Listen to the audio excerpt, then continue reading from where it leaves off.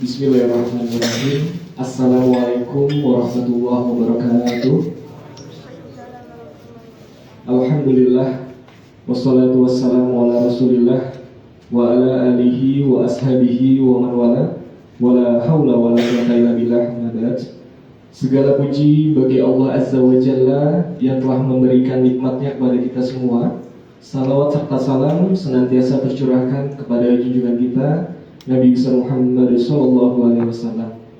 Ahlan wa sahlan, selamat datang kepada para jamaah sekalian, baik yang hadir secara langsung maupun yang menyaksikan secara online. Jazakumullah khairan telah hadir di acara manasik umroh. Insyaallah untuk keberangkatan 11 Agustus 2025. Apa kabarnya Bapak dan Ibu semua? Alhamdulillah sehat ya.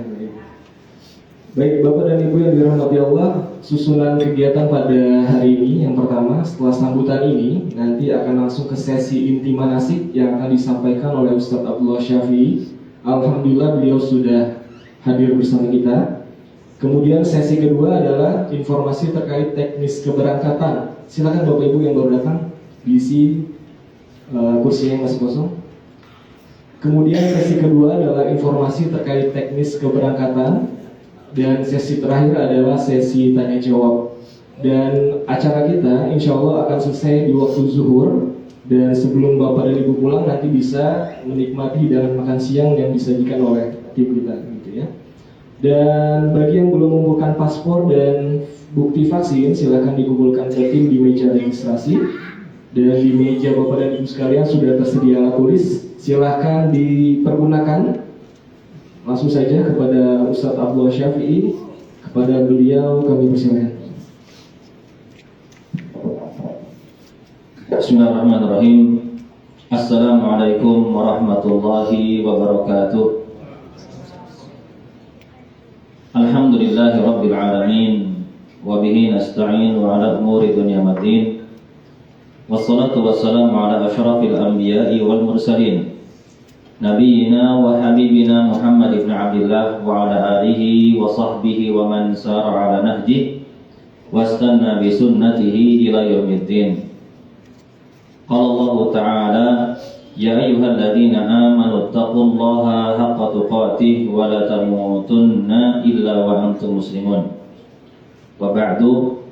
Alhamdulillah, segala puji dan syukur kita panjatkan kehadirat Allah Subhanahu wa Ta'ala yang di pagi menjelang siang hari ini Allah Subhanahu wa Ta'ala tak henti-hentinya anugerahkan kepada kita semua, sehingga kita bisa berkumpul di tempat ini dalam rangka mempelajari salah satu tata cara ibadah yang benar kepada Allah Subhanahu wa Ta'ala.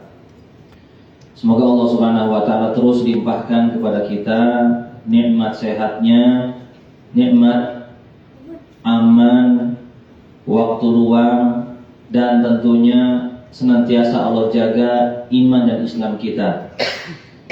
Salawat serta salam tak lupa kita haturkan kepada Nabi kita Muhammad sallallahu alaihi wasallam beserta seluruh keluarga beliau, para sahabat beliau, dan tentunya umat beliau yang senantiasa istiqamah di atas sunnah beliau hingga akhir zaman. Allahumma salli ala Muhammad wa ala ali Muhammad kama sallaita ala Ibrahim wa ala ali Ibrahim innaka Hamidum Majid. Yang saya hormati Bapak dan Ibu para calon tamu Allah Subhanahu wa taala.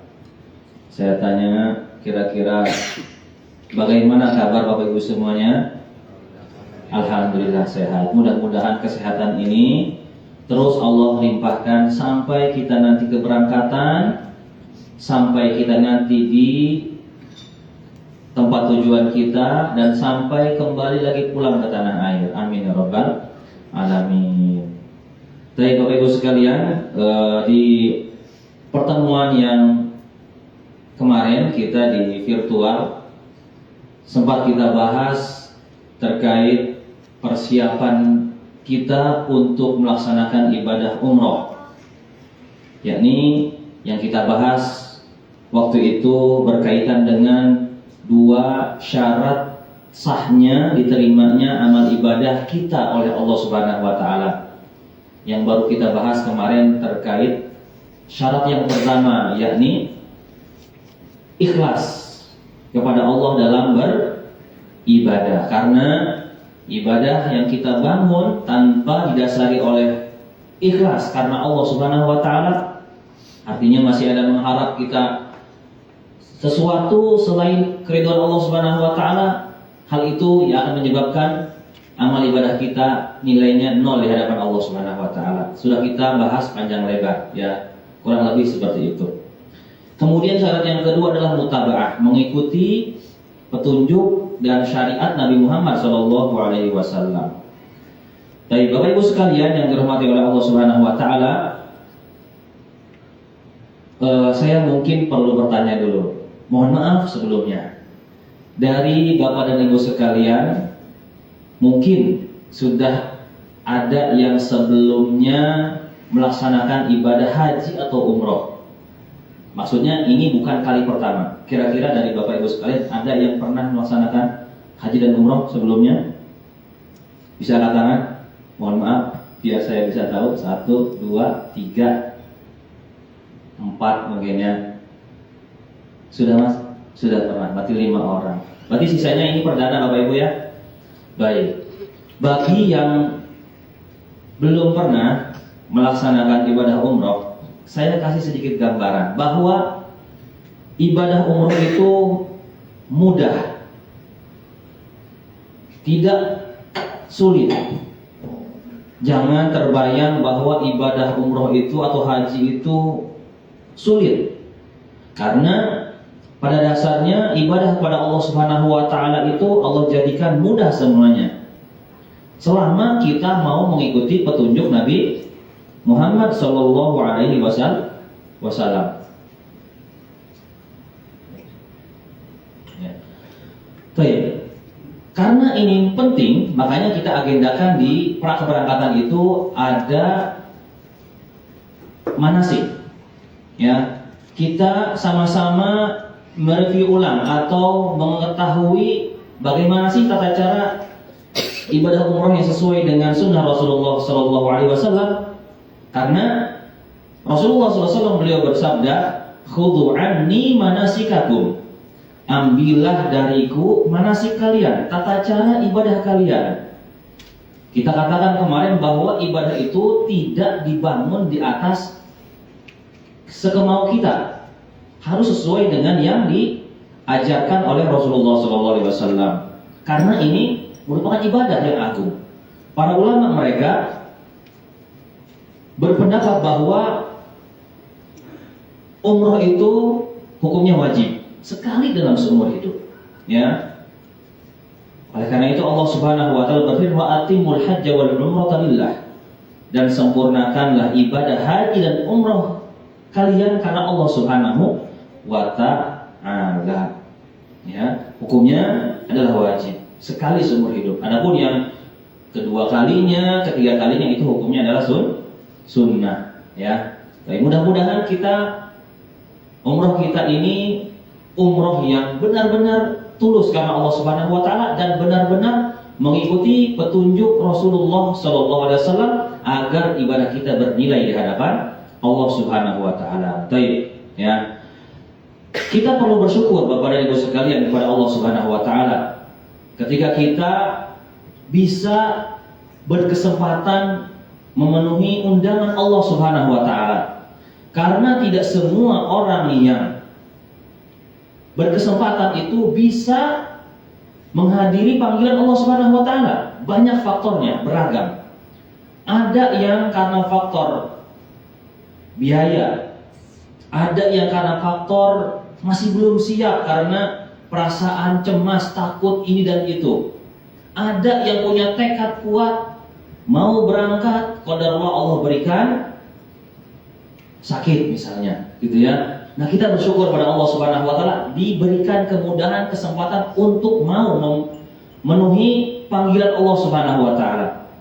Yang kita khawatirkan bagi orang-orang yang mana mereka sudah punya kesempatan, fisik kuat, biaya ada, waktu ada, tapi masih belum mau.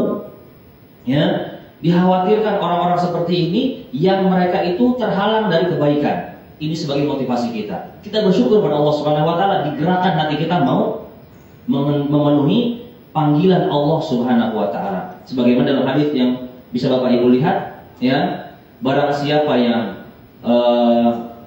ingin menunaikan ibadah haji maka hendaknya dia segera tunaikan, ya. Karena apa? Terkadang ada saja rintangannya, bisa sakit atau bisa hilang, ya. Dan diancam oleh Rasulullah SAW bagi orang yang istilahnya sudah punya kesempatan namun dia terus menunda-nunda, mengulur-ulur, bahkan sampai akhirnya sampai usianya tutup tidak bisa mendatangi panggilan Allah Subhanahu wa taala untuk haji atau umrah. Allah berfirman dalam satu hadits qudsi, "Inna 'abdan ashhaltu lahu jisma." Sesungguhnya seorang hamba telah aku sehatkan jasmaninya. Wa wasa'tu 'alaihi fil ma'isyah, dan aku luaskan rezekinya. Tamdi 'alaihi khamsatu awam. Berlalu baginya 5 tahun, ya, tidak memenuhi panggilan Allah Subhanahu wa taala, la mahrumun. Sungguh orang tersebut itu terhalang dari kebaikan, kata Allah Subhanahu wa taala. Sekali lagi kita bersyukur kepada Allah Subhanahu wa taala diberikan kemudahan oleh Allah Subhanahu wa taala bisa memenuhi panggilan Allah Subhanahu wa taala. Baik, Bapak Ibu sekalian, ya.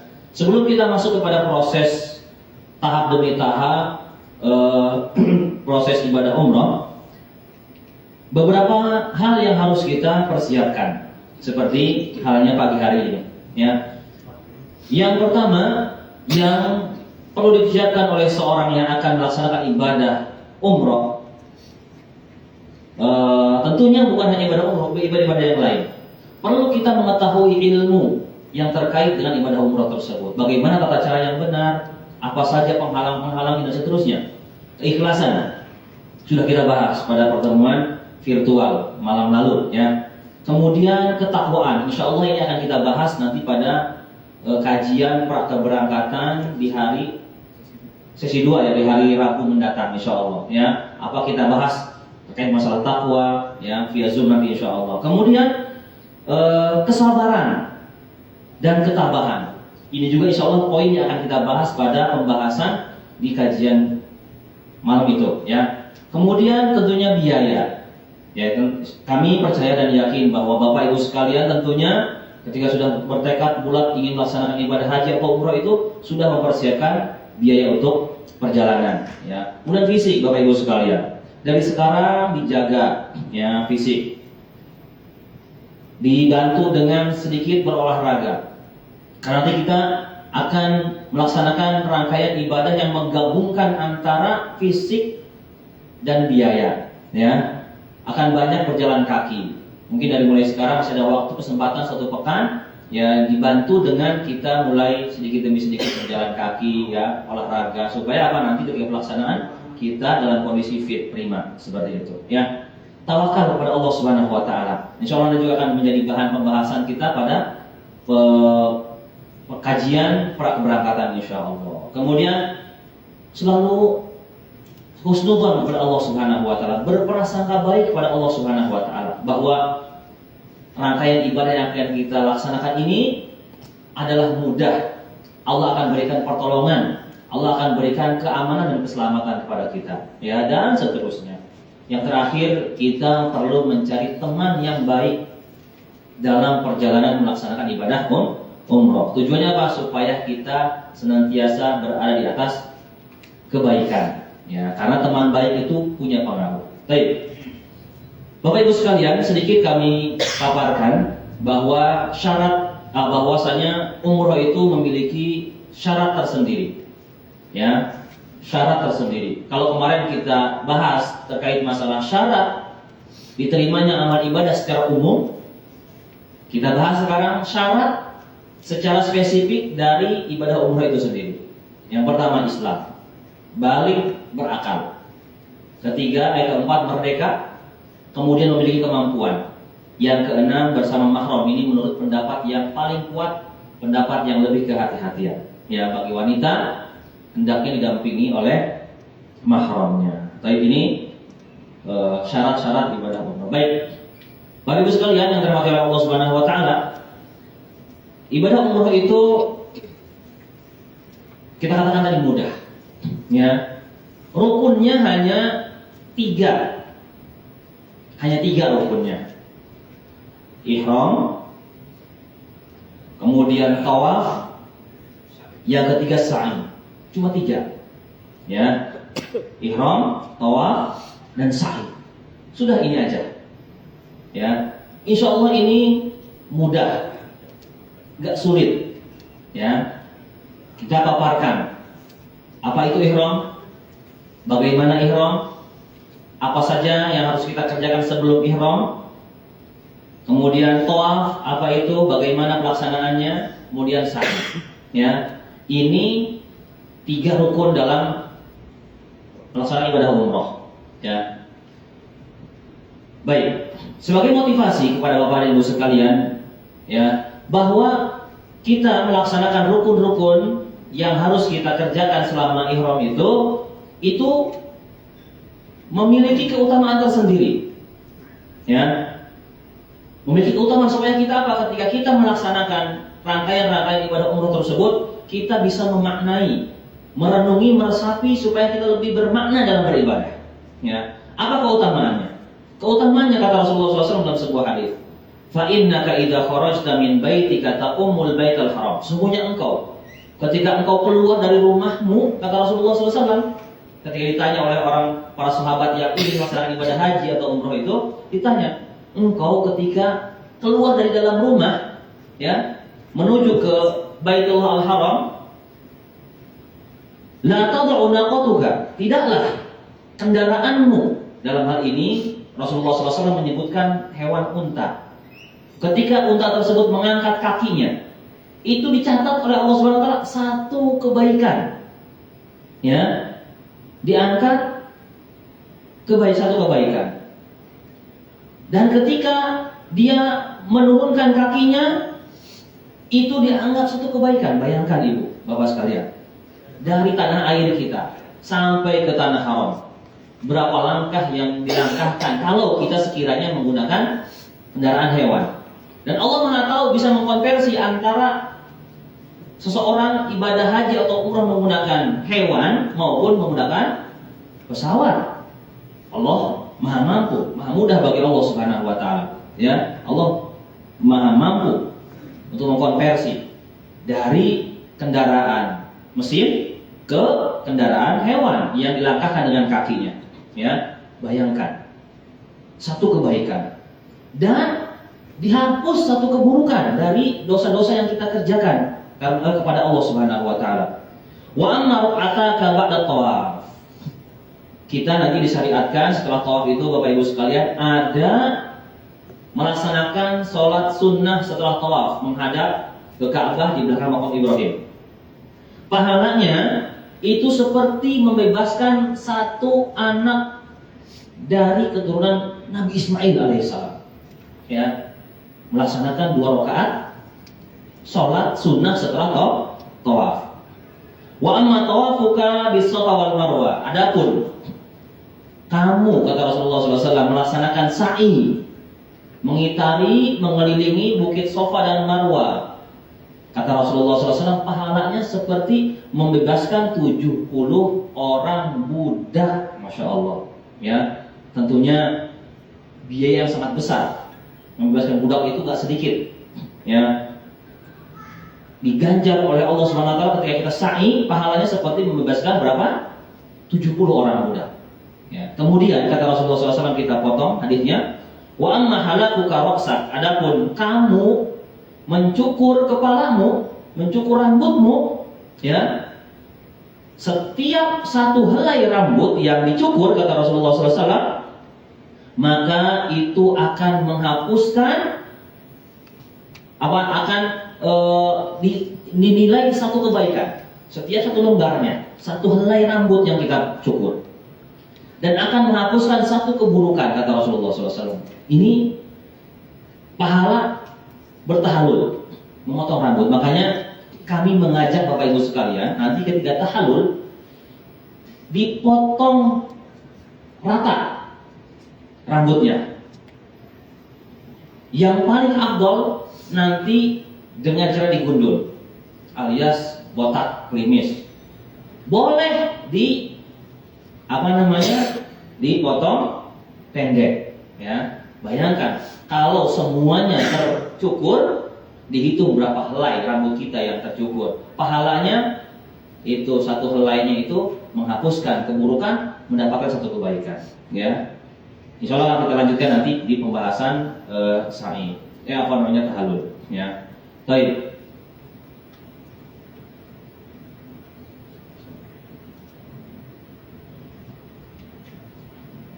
Baik, kita masuk ke pembahasan, masuk kepada rukun-rukun umroh. Kita mulai dari ihram. Ya Bapak Ibu, ya. Ihram itu artinya keadaan seseorang yang telah berniat untuk melaksanakan ibadah haji atau umroh. Makanya orang yang berihram atau memakai pakaian ihram itu disebut dengan muhrim, ya, muhrim. Dari mana kita akan memulai berihram? Kita berihram akan mulai dari mikot, ya. Karena kita nanti perjalanan kita akan ke Madinah terlebih dahulu, maka nanti kita akan mulai ihram itu, berniat untuk umroh itu di mikot Dzul Hulaifah, atau yang sekarang lebih dikenal dengan Bir Ali, ya. Namun Bapak Ibu sekalian, sudah menggunakan kain ihramnya itu mulai dari hotel, ya, sudah mulai dipakai kain ihramnya. Baik, ya. Ini beberapa mikot makani, tempat-tempat di mana bagi orang yang haji atau umroh itu harus sudah berihram dari tempat-tempat tersebut. Kalau mereka mau ibadah haji atau umroh tidak melewati tempat-tempat ini, maka hajinya itu cacat atau umrohnya cacat. Ada konsekuensi yang harus ditunaikan, ya. Kalau dia sengaja tidak mau berihram dari mikot, berniat untuk berihram dari mikot, maka umrohnya tidak sah. Kalau lupa, ya, sudah lewat mikot, dia lupa untuk berniat ihram, maka ada konsekuensi, harus membayar diat, membayar denda, ya, membayar denda. Karena ini merupakan bagian dari wajib di dalam melaksanakan ibadah umroh, ya. Baik. Sebelum kita menggunakan kain ihram atau berniat untuk berihram, Bapak Ibu sekalian, ada rangkaian amalan-amalan yang disunahkan untuk dikerjakan. Yang pertama, disunahkan untuk mandi, seperti mandi janabah, ya, seperti mandi janabah, ya. Setelah mandi bersih, ya. Kemudian kalau mau pakai minyak wangi bagi laki-laki diperbolehkan, silahkan. Tapi pakai minyak wanginya di badan, bukan di kain ihram. Sekali lagi, setelah mandi boleh pakai minyak wangi bagi laki-laki di badannya saja, supaya mungkin nggak bau badak misalnya ya, nggak bau asem misalnya seperti itu, ya. Di badannya, bukan di kain ihram. Ya, karena apa? Kain ihram diusahakan tidak wangi. Bukan diusahakan, harus tidak wangi. Kalau mau dicuci nanti Bapak Ibu sekalian, cucinya jangan pakai sabun atau deterjen yang mengandung pewangian. Ya. Karena apa? Itu khawatir bisa mengganggu kesempurnaan ibadah umroh kita, ya. Cuci dengan air biasa saja. Yang penting hilang hal-hal yang dianggap nanti bisa kurang nyaman buat tubuh kita, seperti itu, ya. Baik. Kemudian yang ketiga, setelah mandi, mungkin tadi sebelum mandi kalau mau ya, gunting kuku dulu, Bapak Ibu ya. Mungkin cukur kumis dulu dengan bapak-bapaknya, atau mungkin mau bersihin ketiak, bulu-bulu ketiak, itu nanti sebelum mandi silahkan, ya. Baik, setelah mandi, setelah bersih, maka yang laki-laki khusus menggunakan kain ihram yang berjumlah 2 helai, atasan dan bawahan, ya, atasan dan bawahan. Sudah dibagikan oleh pihak travel kain ihramnya. Nanti yang kita coba praktekkan penggunaannya, ya. Di sana bisa dilihat Bapak Ibu sekalian, yang kanan dan yang kiri, ya, ada 2 gambar, betul Pak? Yang kain ihram itu, yang kanan itu pundaknya terbuka. Itu nanti dilaksanakan dibuka pundak sebelah kanan itu ketika kita pelaksanaan tawaf, ya. Selama tidak pelaksanaan tawaf, pundak selalu tertutup oleh kain. Khusus untuk bapak-bapak, yang dipakai hanya 2 helai kain ihram, tidak menggunakan pakaian yang lain. Sampai pun celana dalam itu harus dilepas, dilucuti, tidak dipakai, ya. Karena ada larangan dari Rasulullah SAW, alias kita hanya menggunakan benar-benar kain ihram itu saja, ya. Oh, kalau begitu nanti saya takut lepas. Tenang, jangan takut. Insya Allah nanti ada tata cara penggunaan yang aman, paten insya Allah, ya. Jangan khawatir lepas, ya. Baik. Adapun bagi ibu-ibu kaum wanita, bebas pakaiannya. Bebas pakaiannya. Hanya saja bagi ibu-ibu yang harus diperhatikan adalah tidak boleh bercadar, tidak boleh menggunakan sarung tangan.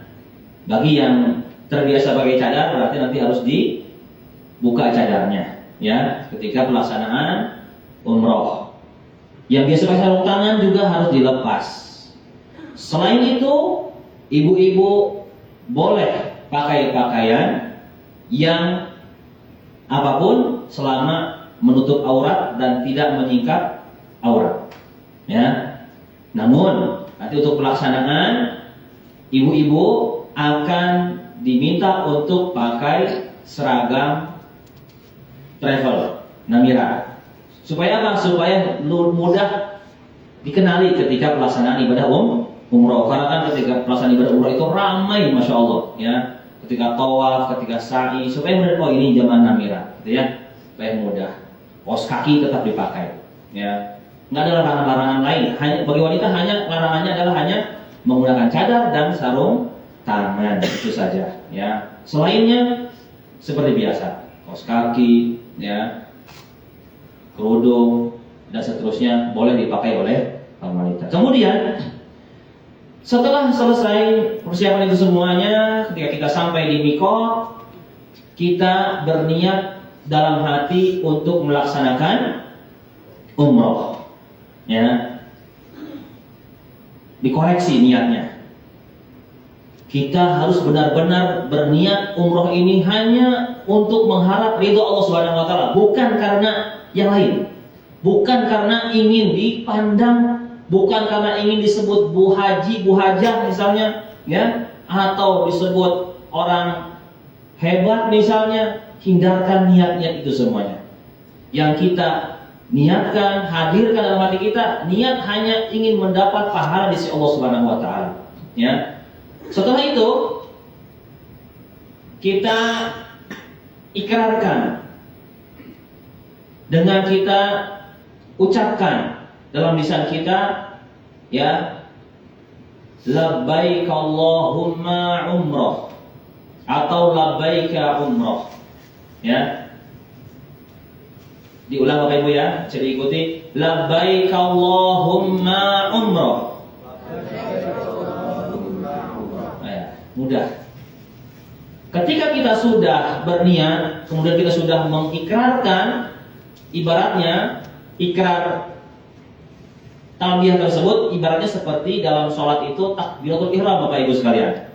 Ketika seorang berniat ingin sholat, dia mengucapkan Allahu Akbar. Setelah itu dia dilarang untuk melakukan hal-hal yang tidak boleh dilakukan dalam sholat. Berbicara, makan misalnya, ketawa-ketawa misalnya dalam sholat Bu ya. Nah, dalam umroh pun sama.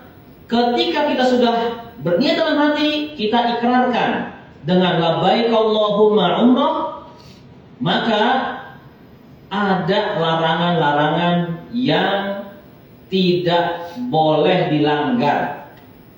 Sebelum kita sebutkan apa saja larangan-larangannya, ada satu hal yang dirasa perlu kita ucapkan juga, yakni lafaz persyaratan.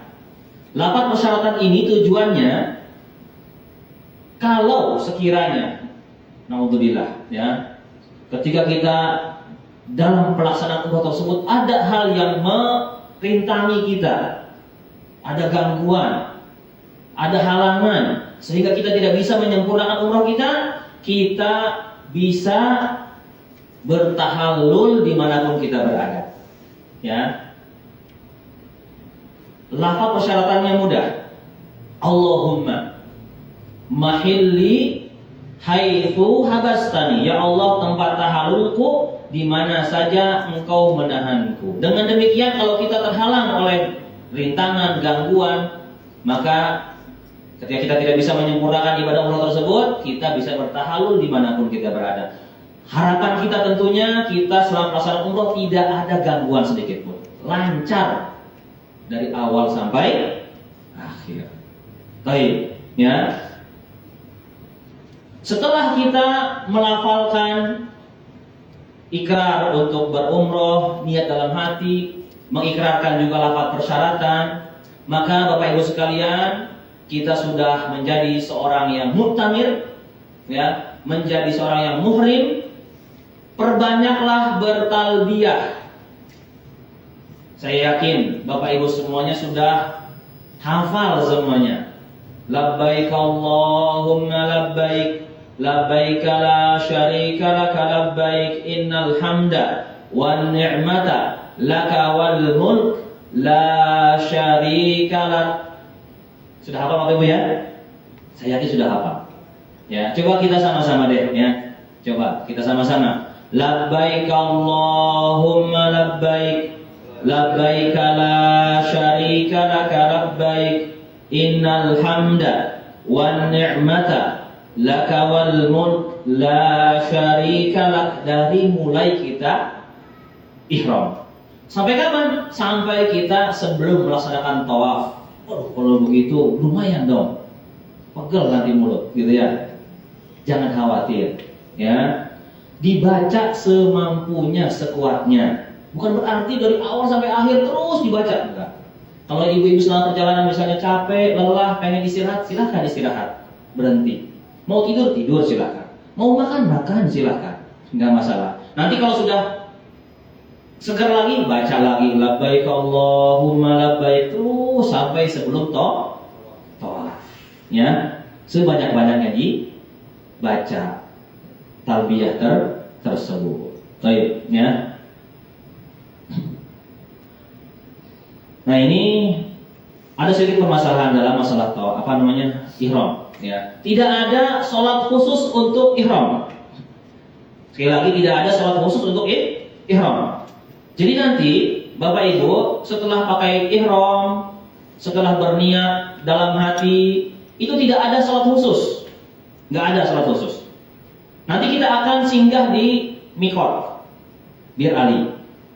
Kita akan mulai ihram dari sana, namun karena kita masuk masjid, maka tuntunannya adalah sholatlah untuk sholat yang kira-kira, misalnya kalau kita bertepatan dengan sholat wajib, ya kita sholatnya di sholat wajib. Misalnya zuhur, ya sholat zuhur gitu kan ya. Kalau nggak ada sholat wajib, ya kita sholatnya hanya sholat tahiyatul masjid, bukan diniatkan untuk sholat khusus ihram. Paham Bapak Ibu ya? Seperti itu.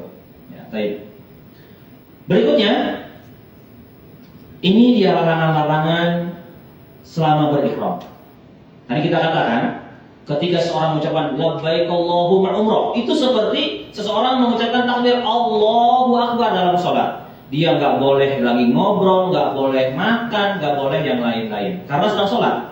Dan ketika ihram, ada hal-hal yang tadinya boleh dikerjakan jadi nggak boleh. Yang pertama, mencukur rambut atau mencabuti rambut atau bulu yang ada di tubuh kita, baik ketiak dan yang lainnya.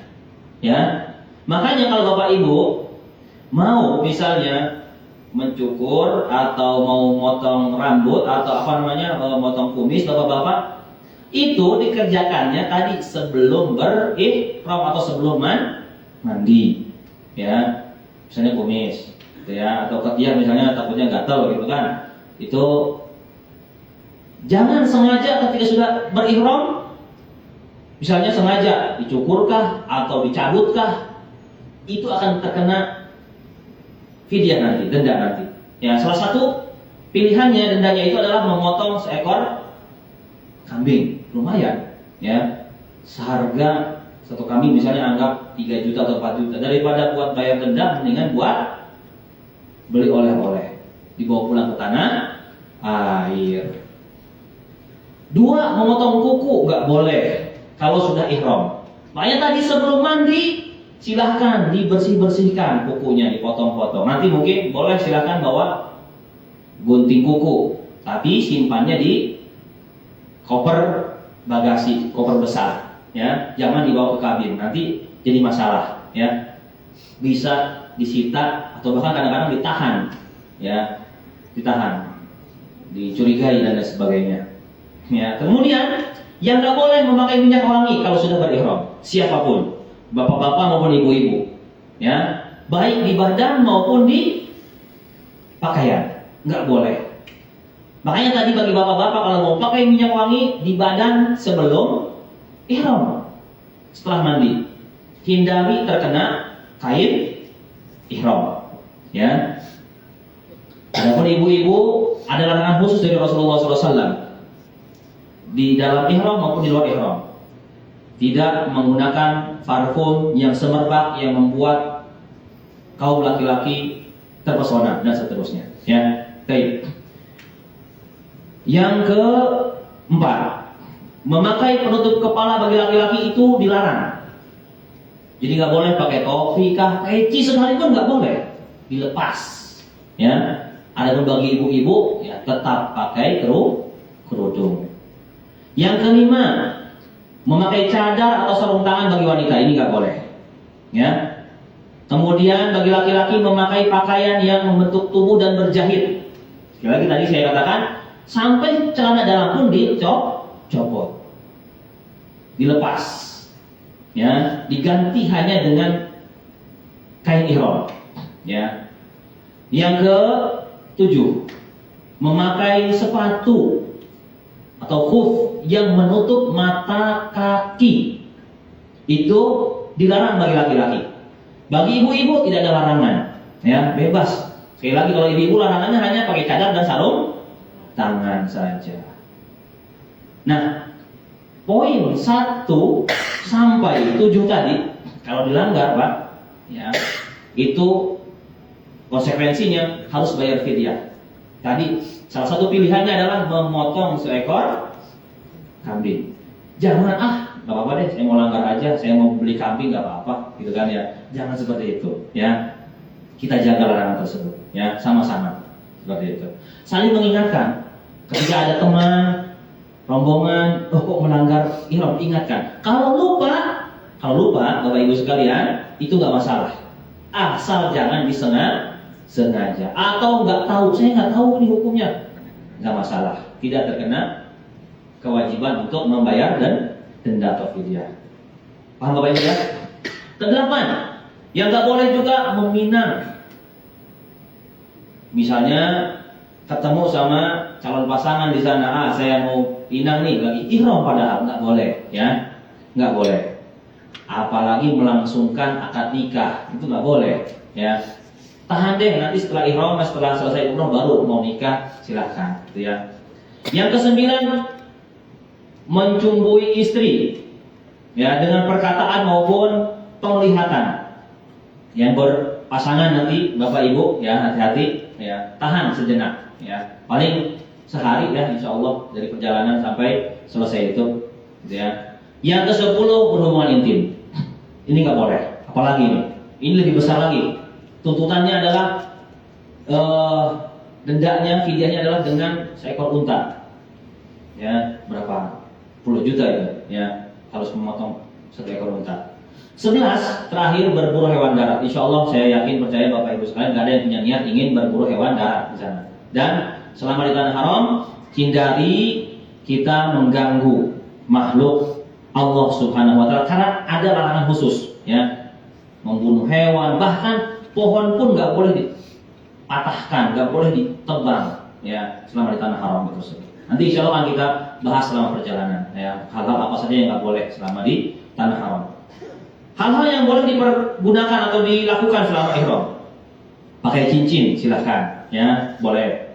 Apalagi pakai sandal, kami sarankan sih bawa sandal, Bapak Ibu ya. Nanti bagi bapak-bapak terkhusus untuk pelaksanaan ihram, pakai sandal yang lebih aman dari khilaf. Kemudian berteduh, ya, boleh menggunakan payung, kalau payung boleh, ya, karena dia tidak nempel ke kepala, yang nggak boleh itu pakai yang ditempelkan ke kepala. Sekalipun kain ihram dijadikan kerudung, selimut gitu ya, ke kepala, itu nggak boleh, ya. Di bis misalnya kedinginan nih, ketika perjalanan dari Madinah ke Mekah, saya mau pakaikan untuk penutup kepala, itu nggak boleh. Atau misalnya ada kain sarung tangan, sapu tangan, tempelkan kepala, dihindari, nggak boleh, ya. Baik, kemudian kalau payung boleh, silahkan. Kemudian menggunakan perban kalau memang perlu pakai perban. Apalagi jam tangan boleh, ya. Earphone, nanti khusus earphone mungkin nanti dianjurkan, ya, untuk pelaksanaan ibadah umroh. Kemudian kacamata, ya, ini pun boleh dipakai. Apalagi di musim panas, yang ini tariknya sangat luar biasa. Kalau nggak bawa kacamata bisa nanti mata kurang bagus, gitu ya. Pakai kacamata, boleh, silahkan. Kemudian pakai ikat pinggang. Nah, nanti mungkin bapak-bapak kalau yang memang nggak pede dengan pakai kain ihramnya hanya sekedar diikat, boleh pakai ikat pinggang, ya. Kemudian membersihkan badan juga boleh, silahkan. Misalnya ini dari Madinah sampai ke Mekah itu kita agak sedikit lengket, boleh, silahkan bersih-bersih badan, gitu ya. Selama tidak menggunakan yang wangi, sabun kah, apalagi ditambah dengan minyak wangi, ya. Kemudian mengganti kain ihram juga boleh, silahkan. Kalau memang bawa ganti, dan kalau memang kain ihramnya misalnya terkena najis. Baik, itu satu rukun sudah selesai, ya. Itu satu rukun sudah selesai, ya. Kita masuk ke rukun berikutnya. Ihram sudah selesai. Kita anggap sudah sampai di kota Makkah, sudah sampai ke hotel, ya. Persiapan untuk melaksanakan tawaf sekarang, ya. Sebelum tawaf kita kenalan dulu dengan area-area pelataran Ka'bah atau Ka'bah. Ya. Kita mulai dari Hajar Aswad, tempat kita memulai putaran untuk tawaf. Hajar Aswad, dia yang ada berwarna perak, ya, seperti mata di salah satu sudut, ya, di samping pintu Ka'bah. Itu Hajar Aswad. Kemudian geser sedikit, itu ada pintu Ka'bah. Nah, antara Hajar Aswad dengan pintu Ka'bah ada tempat yang disebut dengan multazam, tempat mustajab untuk berdoa. Silahkan bagi yang punya kesempatan berdoa di multazam. Ya, selama aman, tidak berdesak-desakan, tidak mengganggu, ya, tidak mendolimi orang lain dan seterusnya. Geser sedikit Bapak Ibu sekalian, agak jauh dari Ka'bah, itu ada namanya Maqam Ibrahim. Maqam di sini artinya tempat berpijak, tempat berdiri Nabi Ibrahim, bukan makam, bukan kuburan. Dulu ketika Nabi Ibrahim beliau bangun Ka'bah, awal pertama kali beliau bangun Ka'bah, karena Ka'bah itu kan sudah berkali-kali dipugar, direnovasi. Nabi Ibrahim ketika ingin meninggikan Ka'bah itu tidak sampai tangannya ke atas. Akhirnya beliau ambil sebongkah batu, kemudian beliau injak, dengan izin Allah batu tersebut sampai membekas. Ya. Maka diabadikan oleh Allah Subhanahu wa taala menjadi tempat yang disyariatkan bagi orang yang setelah tawaf untuk sholat di belakang Maqam Ibrahim. Ya, itu. Geser sedikit, ada rukun iraqi. Ya, sudut rukun iraqi. Kemudian itu ada yang melonjong itu namanya Hijar Ismail. Itu termasuk bagian Ka'bah. Bapak Ibu sekalian, itu termasuk bagian Ka'bah. Jadi nggak boleh kita nanti ketika tawaf ingin lebih cepat motong lewat Hijar Ismail, nggak boleh. Karena itu bagian Ka'bah, harus diputari, ya. Kemudian geser sedikit ke sana, sudut sebelah sana ada namanya rukun Syami. Kemudian geser lagi ada rukun Yamani. Nah, itulah tempat-tempat yang harus kita perhatikan, ya. Karena penting, nanti ada hal-hal yang harus kita kerjakan ketika tawaf. Baik, ya.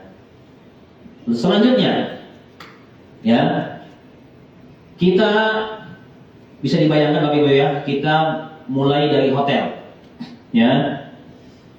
Nanti Bapak Ibu sekalian sampai hotel, silahkan persiapkan semaksimal mungkin untuk persiapan tawaf.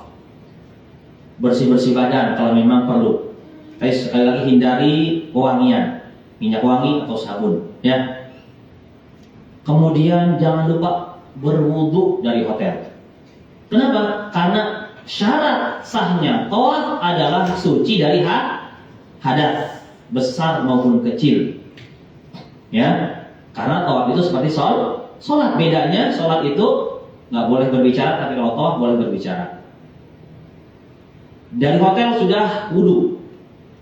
Kemudian kita jalan menuju ke Masjidil Haram dari hotel. Ya. Nah, selama perjalanan perbanyaklah bertalbiyah, labbaik Allahumma labbaik, labbaik la syarika laka labbaik, dan seterusnya. Ya.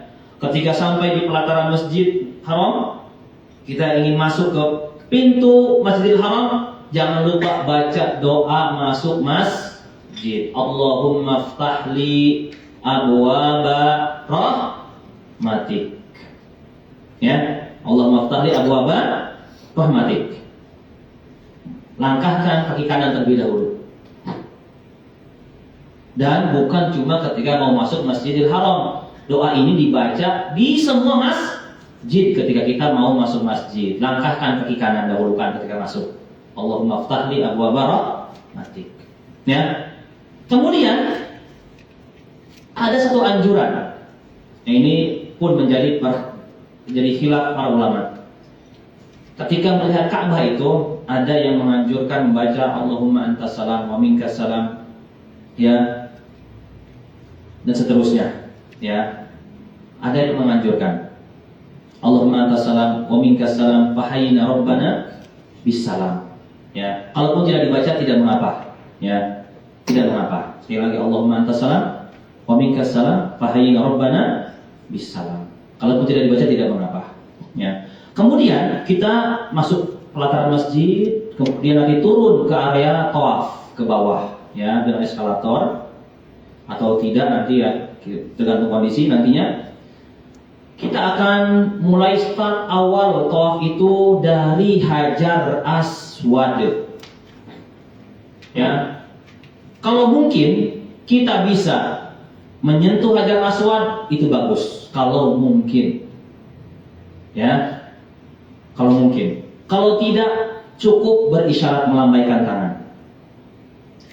Ketika kita mau memulai tawaf dari Hajar Aswad tersebut, ada sunnah yang diajar oleh Rasulullah SAW untuk dibaca. Bismillah Allahu Akbar. Bismillah Allahu Akbar. Gampang gak ya? Gampang. Bismillah Allahu Akbar. Cukup sudah. Kita sudah mulai. Ya. Kalau bisa Hajar Aswad diusap kemudian dicium. Ketika kita baca Bismillah Allahu Akbar, diusap dicium kalau bisa. Tapi kemungkinan nggak bisa. Kalau nggak bisa diusap dicium, diusap pakai tangan Hajar Aswad, dicium tangan kita. Ya. Kalau nggak bisa juga cukup berisyarat Bismillah Allahu Akbar. Nanti Ka'bah itu ada di sebelah kiri kita. Karena tawaf itu berlawanan dengan arah jarum jam. Ya. Ka'bah ada di sebelah kiri. Kemudian sebelah kanan kita keluar. Dan mohon maaf tadi saya ada yang kelewat sedikit, ya.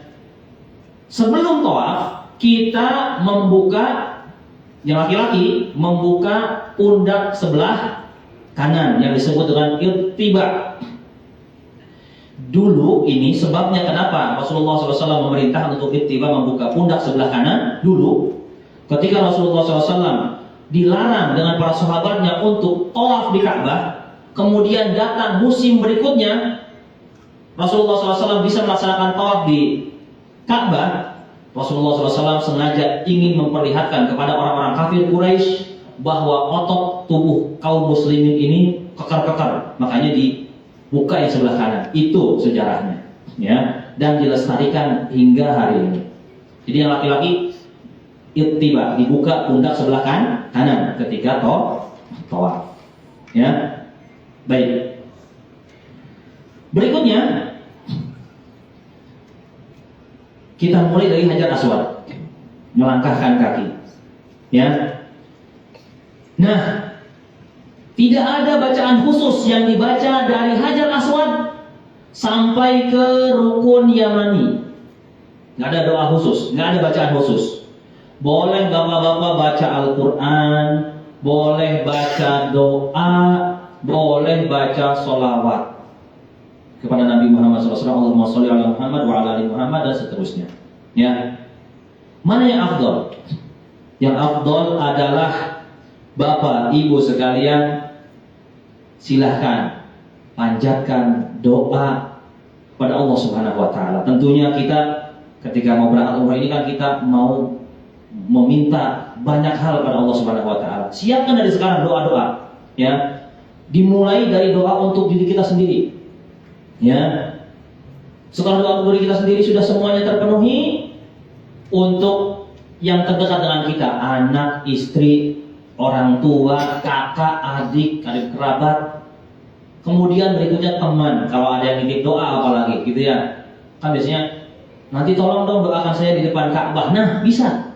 Ketika sambil tawaf, daripada ngelamun, daripada bengong-bengong melihat kanan kiri, melihatin orang-orang luar negeri, badannya besar-besar ya, gitu ya. Lebih baik baca doa, ya. Kalau dikira baca doanya sudah kurang khusyuk, ganti dengan baca Al-Quran yang bisa kita baca, ya. Atau boleh baca sholawat, Allahumma sholli ala Muhammad wa ala ali Muhammad. Kalaupun mau berhenti, nggak baca doa, nggak baca Al-Quran, ya silahkan, boleh istirahat istilahnya, ya. Tapi terus sambil berjalan. Paham Bapak Ibu? Ya. Sampai dari Rukun Yamani, nanti ke Hajar Aswad berikutnya ada satu bacaan yang harus dibaca. Doa sapu jagat. Rabbana atina fid dunya hasanah wa fil akhirati hasanah wa qina adzabannar. Baca dengan suara yang bisa didengar oleh diri sendiri biar lebih khusyuk. Jangan teriak-teriak, jangan latah ketika melihat rombongan jamaah lain sambil baca doanya itu teriak-teriak Rabbana atina fid dunya hasanah, ikut-ikutan teriak-teriak. Jangan sampai kita mengganggu kekhusyuan orang lain. Cukup dengan suara yang didengar oleh diri kita dengan Allah Subhanahu wa taala, ya. Apalagi kaum ibu-ibu, ya, dianjurkan untuk direndahkan suaranya. Itu dari Hajar Aswad sampai dari Rukun Yamani sampai Hajar Aswad, dibaca sebanyaknya sampai bertemu dengan Hajar Aswad. Sampai Hajar Aswad berarti telah dihitung 1 putaran selesai. Ya. Nanti kita ulang lagi putaran kedua sama seperti tadi. Ya. Disunahkan kalau bisa bagi laki-laki khusus dari putaran pertama sampai ketiga itu sambil lari-lari kecil. Kalau bisa. Kemungkinan kalau rombongan sulit untuk dilaksanakan sunnah tersebut, ya. Kita lebih baik jalan bersamaan, beriringan. Ya, nanti kalau memang ada yang belum hafal doa-doanya, nanti bisa dipandu, gitu ya. Bapak Ibu, sekarang kita sudah sampai ke Rukun Yamani. Silahkan dibaca Rabbana atina fid dunya hasanah. Nanti silahkan baca masing-masing dalam hati. Ya, apa namanya? Dengan suara yang pelan seperti itu. Ya, sampai 7 kali putaran. Ya, berakhir lagi nanti Hajar Aswad. Ya. Nah, setelah 7 putaran, berikutnya kita menuju ke makam Ibrahim. Tadi ya, ada bangunan kecil di samping Ka'bah itu dengan kaca di bangunnya itu dari kaca dibatasinya.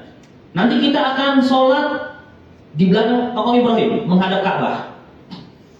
Sebelum sholat disunahkan membaca kalimat wattakhidhu mim maqami Ibrahim musalla. Silakan Bapak Ibu sekalian diikuti wattakhidhu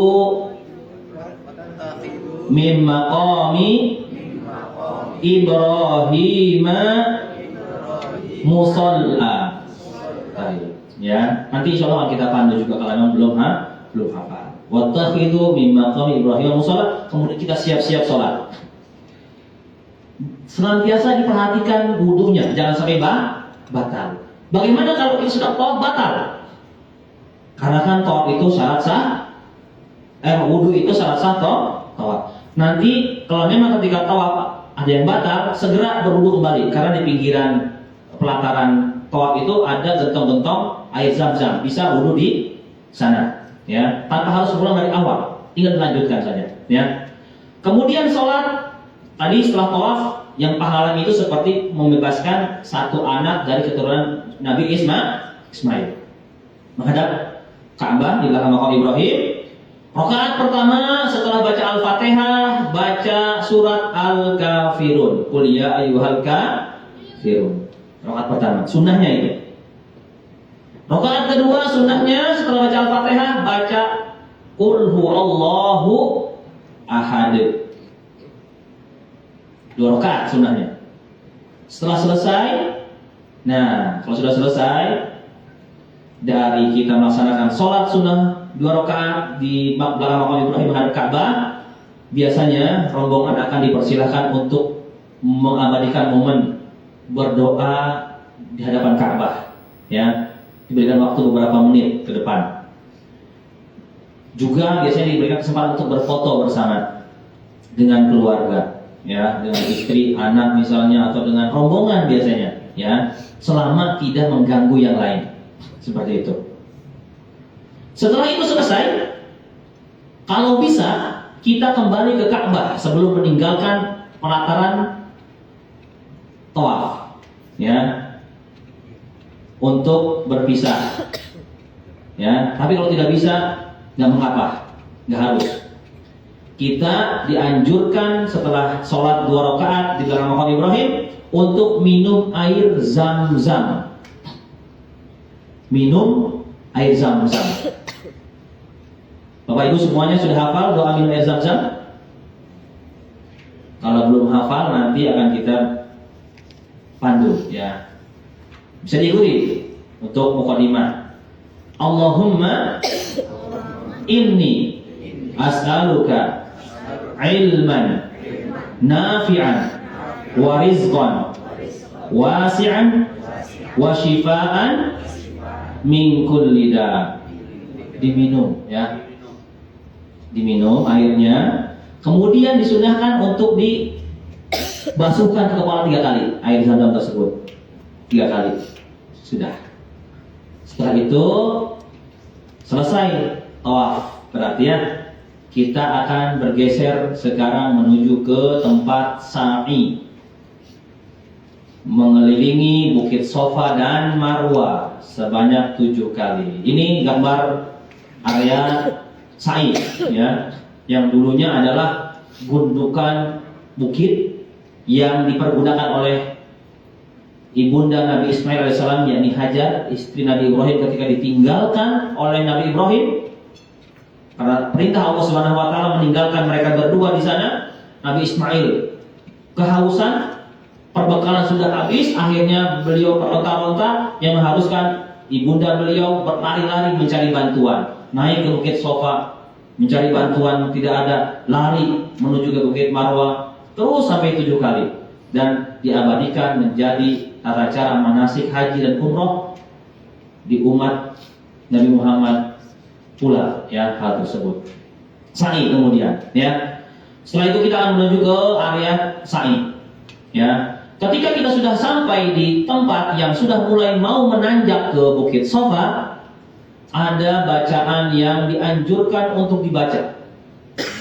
Disunahkan untuk dibaca. Innas Sofa wal Marwata min sya'airillah abda'u bima bada Allahu bihi.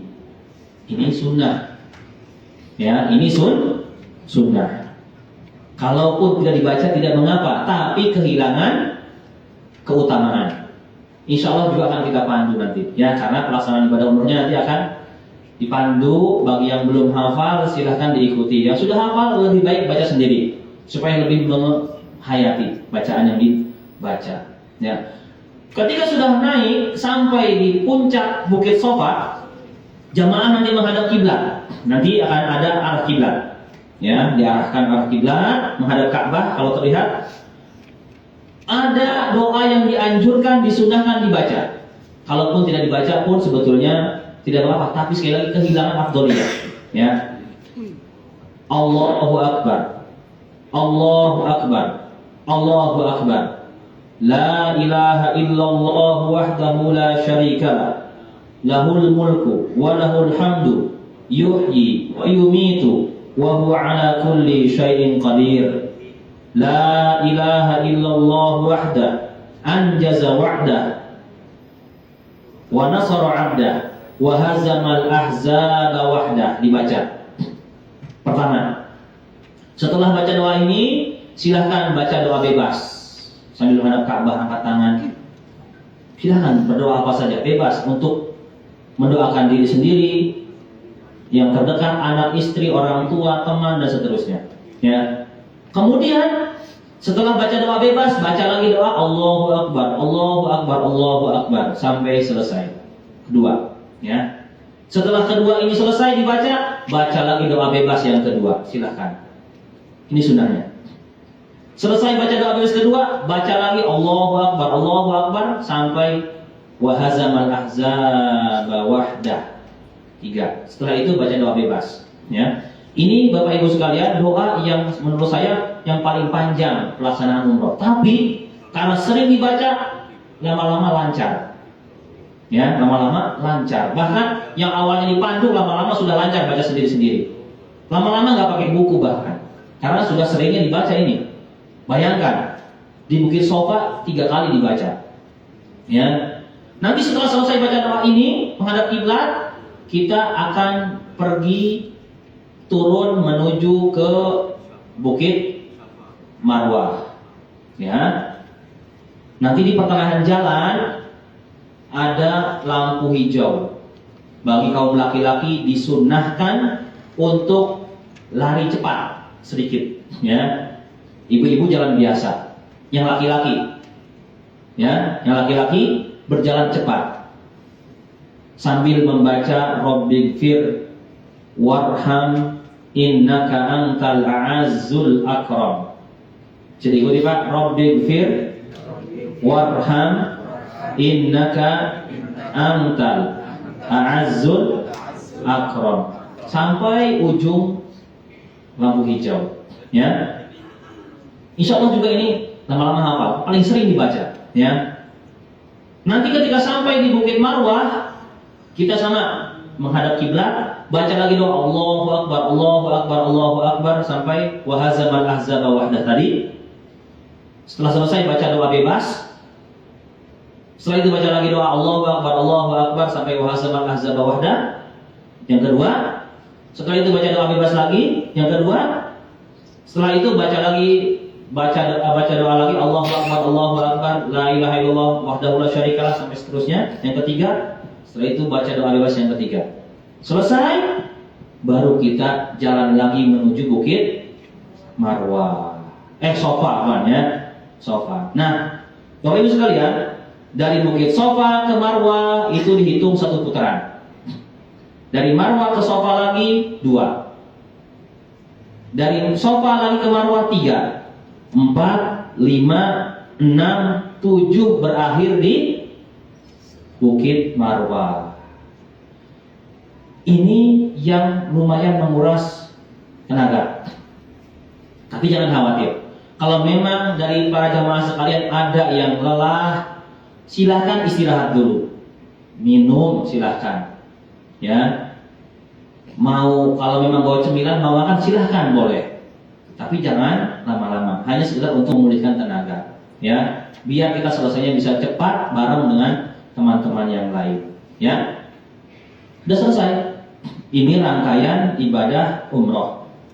Setelah selesai sa'i, tinggal proses terakhir, yakni tahallul.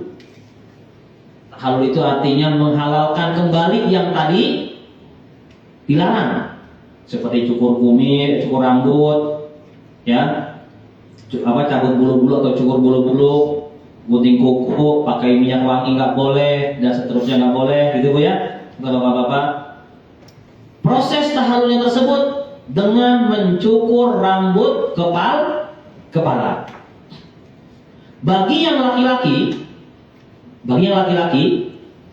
ya, untuk cukur kepalanya adalah yang paling utama afdol adalah dicukur gundul klimis. Tadi pahalanya ya Bapak Ibu sekalian.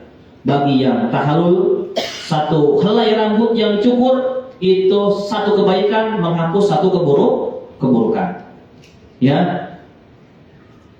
Baik. Dicukur. Itu yang pertama.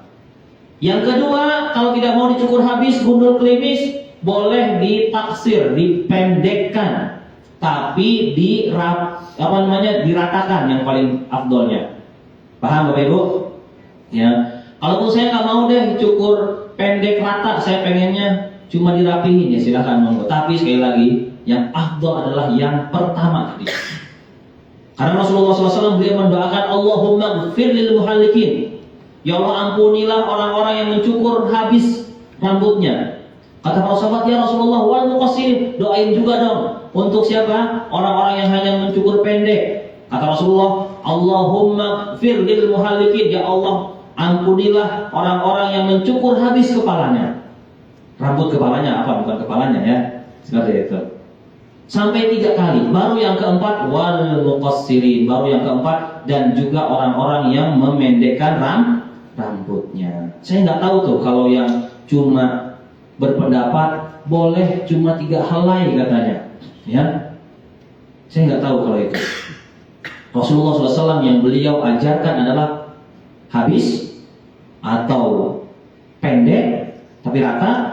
Ya kalaupun nggak mau rata silahkan dirapiin dong, silahkan. Tapi yang afdal adalah dipendekkan. Apa gundul klimis. Insya Allah kalau rambut bisa tumbuh kembali, dan kita kesempatan jarang ya mendapatkan keutamaan yang besar seperti ini, seperti itu ya. Adapun ibu-ibu tahallulnya hanya dengan memotong rambut seukuran satu ruas jari, tidak seperti laki-laki dicukur gundul, enggak. Kalau ibu-ibu dikumpulkan rambutnya, kemudian ujung rambut tersebut diukur satu ruas jari, dipotong dengan gunting ya. Paham Bapak Ibu semuanya? Di mana kita laksanakan tahallulnya? Bapak-bapak akan kita arahkan ajak bertahallul di tempat cukur resmi, di salon. Tidak boleh di tempat sa'i, bisa ditangkap sama askar nanti ya. Ditangkap sama askar polisi nanti. Di salon sama-sama. Yang ibu-ibu tahallulnya di kamar masing-masing, dibantu oleh teman sekamar, baik suami atau temannya atau siapa ya. Satu ruas jari saja bagi ibu-ibu, selesai sudah. Gimana kalau saya ingin tahallul dulu sedikit bawa gunting, nanti cuma sekedar menghalalkan? Kami tidak anjurkan. Sekali lagi, tahallul itu dengan apa? Cukur gundul yang utama, yang kedua dicukur rata ya, atau cukur pendek rata tapinya. Ya, itu yang didoakan oleh Rasulullah Shallallahu Alaihi Wasallam. Dengan demikian, kalau sudah tahallul selesai, kembali lagi kita boleh melakukan hal-hal yang tadi terlarang. Semoga umroh kita menjadi umroh yang makbulah, yang diterima oleh Allah Subhanahu Wa Taala. Ya, bagaimana kalau yang rambutnya sudah gundul duluan? Itu pun sama ya, harus melewatkan pisau cukur ke kepalanya ya. Sampai sini yang bisa kami sampaikan untuk pelaksanaan ibadah umroh. Ada dua hal yang wajib dikerjakan dalam ibadah umroh. Pertama, berniat ihram dari mikot, itu wajib. Yang tadi kita katakan, kalau dia sengaja meninggalkan niat, maka dia harus kena denda. Yang kedua, tahallul itu wajib. Kalau ada orang yang umroh atau haji tidak mau tahallul, berarti dia belum halal melakukan hal-hal yang tadi dilarang ya. Seperti itu. Itu wajib. Sisanya sunnah. Baca doa ini sunnah. Baca doa yang ketika di Safa Marwah itu juga sunnah. Baca doa wattakhidu min maqam Ibrahim itu sunnah. Yang kalaupun tidak dibaca tidak membatalkan umroh. Paham insyaallah Bapak Ibu ya? Baik, tapi kalau ada pertanyaan seputar dengan pelaksanaan ibadah umroh, akan kita berikan pencerahan. Bisa juga kalau mau ada yang ditanyakan via grup, silahkan. Mohon izin, nanti saya akan share mungkin bila dirasa perlu audio doa-doa yang dianjurkan untuk dibaca ketika pelaksanaan umroh. Saya akan kirimkan audionya. Misalnya ketika doa di Safa Marwah, doa minum air zam-zam ya. Biasanya kan ada orang yang malas untuk baca, lebih suka mendengar ya. Dia dengan mendengar bisa ngikutin, hafal seperti itu. Mohon izin nanti saya kirim di grup WhatsApp ya. Mohon izin. Silahkan bagi yang mau berkenan di-download nantinya ya. Seperti itu. Baik. Ini untuk pelaksanaan umroh. Nanti untuk tanya jawab insyaallah di akhir. Sekarang kita akan praktekkan cara penggunaan kain ihram yang paten insyaallah. Yang paten insyaallah. Bagi yang sudah pernah haji atau umrah insyaallah sudah bisa ya. Tapi kalau mau diikutin ya silahkan. Baik.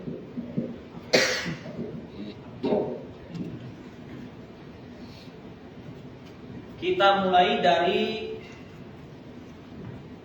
yang bawah dulu Bapak Ibu ya, yang disebut dengan sarung atau izar ya. Cara menggunakannya adalah sama seperti menggunakan kain sarung. Ini dua ujung disatukan jadi satu. Nah, biar seperti sarung. Nah, seperti pakai sarung. Setelah itu kita fokus ke yang sebelah kanan, yang ujung ketemu ujung. Ya. Nah, ini yang dua ujung ini, perhatikan yang bagian dalam. Yang bagian dalam diperhatikan. Ini yang bagian dalam ditarik ke dalam. Tarik ke dalam sampai membuat buntut seperti ini, ya, untuk ekor.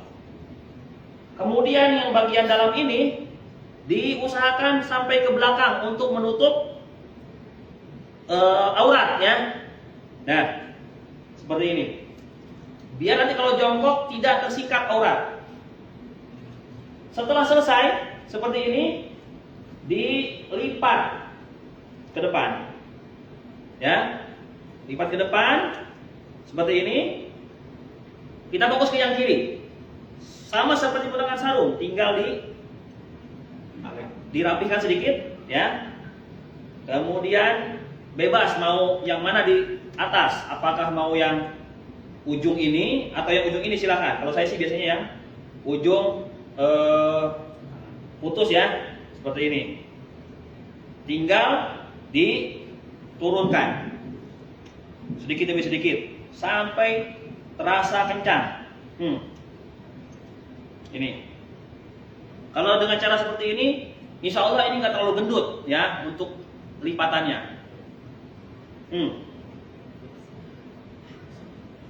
Nah, sudah seperti sarung, ya. Dan ini bisa digunakan oleh ibunya atau istrinya untuk nanti ketika tawaf pegangan, biar nggak ketinggalan atau nggak kabur suaminya, gitu kan, ya. Papa jangan buru-buru. Nah, kan bisa seperti itu. Perlu diperhatikan untuk kain ihram pakai sarungnya diusahakan di atas mata kaki dan di bawah lutut, ya, karena harus di atas mata kaki. Insya Allah ini paten, Pak. Ya, saya berkali-kali pakai cara seperti ini, nggak pernah pakai gesper, sabuk, dan aman, nggak melorot. Apalagi kalau kainnya seperti ini, kainnya keset, kuat dia, nggak mudah melorot, ya. Tapi kalau memang nggak pede, harus tetap pakai sarung, ya silahkan. Pakai apa namanya? Gesper, silahkan.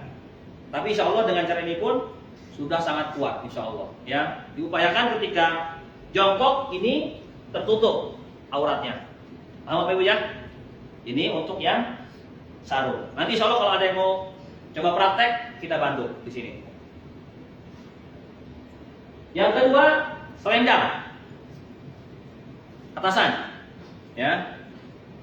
Kita pakai cara yang kimono yang lebih nyaman, tidak merepotkan. Walaupun banyak cara tutorial penggunaan kain ihram, perhatikan. Kita pegang dengan dua tangan, diupayakan seimbang kanan dengan kiri, ya. Ujung dengan ujungnya seimbang. Seperti ini. Kemudian lipat ke dalam. Beberapa lipatan secukupnya.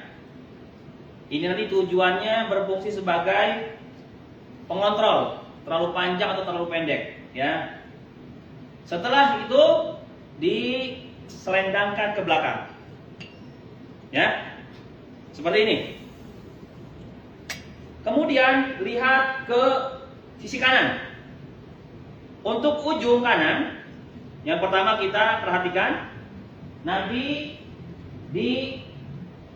disangkutkan ke belakang sini, Pak, ya. Terlihat sudah? Tinggal sekarang yang sisi sebelah kiri. Ini pun sama, disangkutkan ke belakang seperti ini. Sudah selesai, ya. Dan insya Allah kalau memang terlalu pendek tinggal diatur dari sininya, ya. Terlalu panjang tinggal diatur dari sininya, seperti ini. Kalau ini kurang bawah tinggal ditarik seperti ini, tuh, ya. Lebih mudah. Dan insya Allah kita nggak terlalu repot begini-begini. Kalau cuma gulung doang tanpa dimasukkan ke sini ke belakang, kadang-kadang kita sedang sholat harus begini lagi, jadi repot ya. Kalaupun mau tiba, tinggal dibuka sebelah kanan, selesai sudah ya, lebih mudah, simple, dan kita nggak terlalu direpotkan dengan harus menggulung. Kalau ini terlalu panjang misalnya nih, kurang enak, kurang nyaman, tinggal digulung dari sini. Ini sebagai controllingnya ya, selesai sudah. Ini cara penggunaan kain ihram yang menurut saya lebih enak, lebih nyaman ya. Bisa nanti dilihat banyak tutorial penggunaan kain ihram di media sosial atau di YouTube ya, banyak beredar. Demikian, ini yang bisa kami sampaikan untuk melaksanakan ibadah umroh ya. Baik, mungkin ada yang mau coba bapak-bapak, silakan. Boleh praktek di depan langsung aja, mumpung ada ustadznya. Ada bapak ibu, bapak maaf. Yang mau coba silakan.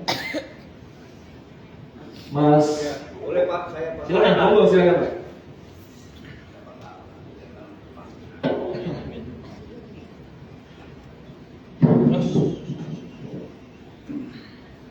Silakan Pak.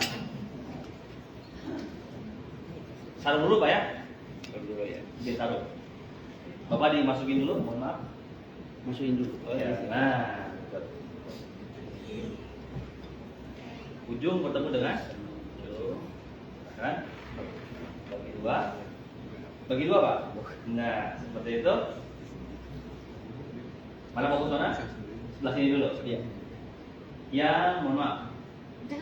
Yang bagian dalam ini ditarik ke belakang. Gitu Pak. Ya. Tarik ke belakang. Ini keluar tadi ya. Ini ekor. Ini. Ah, betul. Terus. Ini pasang sendiri ya Pak ya? Iya. Nanti bisa dibantu juga. Bisa dibantu dengan teman ke kamar. Sudah Pak? Ini ke sini dulu. Nah, sudah. Baru sebelah sini. Nah, tinggal digulung.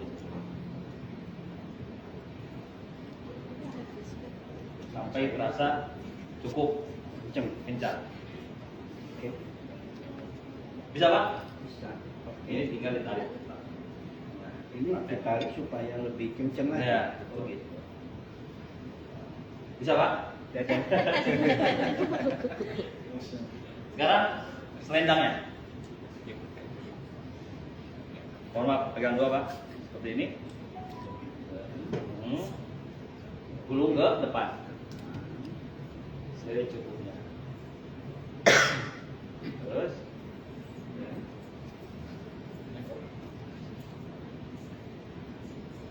Selendangkan ke belakang.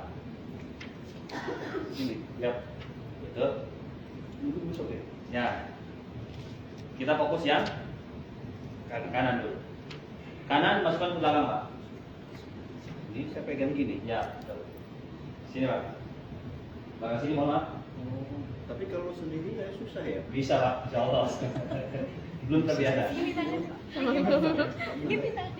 Tangannya?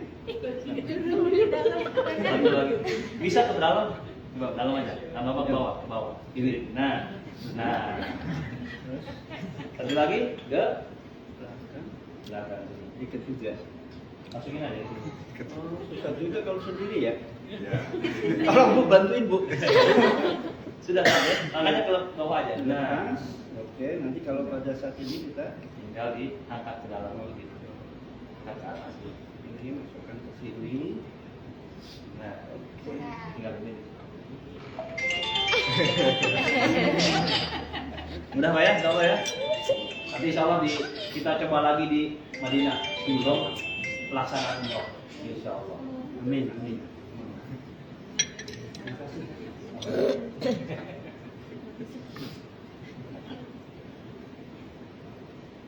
Ayo bapak-bapak yang lain. Terima kasih Pak. Terima kasih.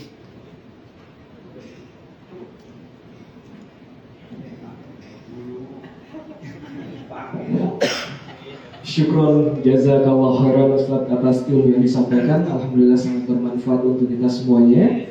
Baik Bapak dan Ibu yang Allah muliakan, kita masuk ke sesi berikutnya, informasi teknis keberangkatan di Bapak dan Ibu sudah kita berikan ini ya, itinerary-nya, silahkan dicek. Dan materi yang tadi Ustadz sampaikan dan materi ini nanti akan kita share di grup WhatsApp, jadi silahkan fokus saja menyimak, dan coffee break-nya masih tersedia, boleh dibawa ke dalam juga. Baik, kita masuk ke sesi selanjutnya, teknis keberangkatan. Umroh Light 11 Agustus 2025, keberangkatan bersama dengan Ustadz Abdul Syafi'i menggunakan maskapai Garuda Airlines dari Jakarta menuju ke Madinah. Alhamdulillah untuk tiketnya sudah confirm. Dan untuk hotel, itu untuk Hotel Mekah masih sama di Maisar Al Maqam dengan jarak 550 meter dengan Masjidil Haram. Kurang lebih ditempuh cukup sekitar 7 menit aja jalan kaki. Kemudian untuk Hotel Madinah ada update dari manajemen bahwasanya dengan beberapa pertimbangan di-upgrade menjadi lebih dekat, yang awalnya di Jauharat Rosyid dengan jarak 500 meter sekarang menjadi 300 meter, dan itu menjadi lebih dekat alhamdulillah gitu ya, di Dar Al Naim.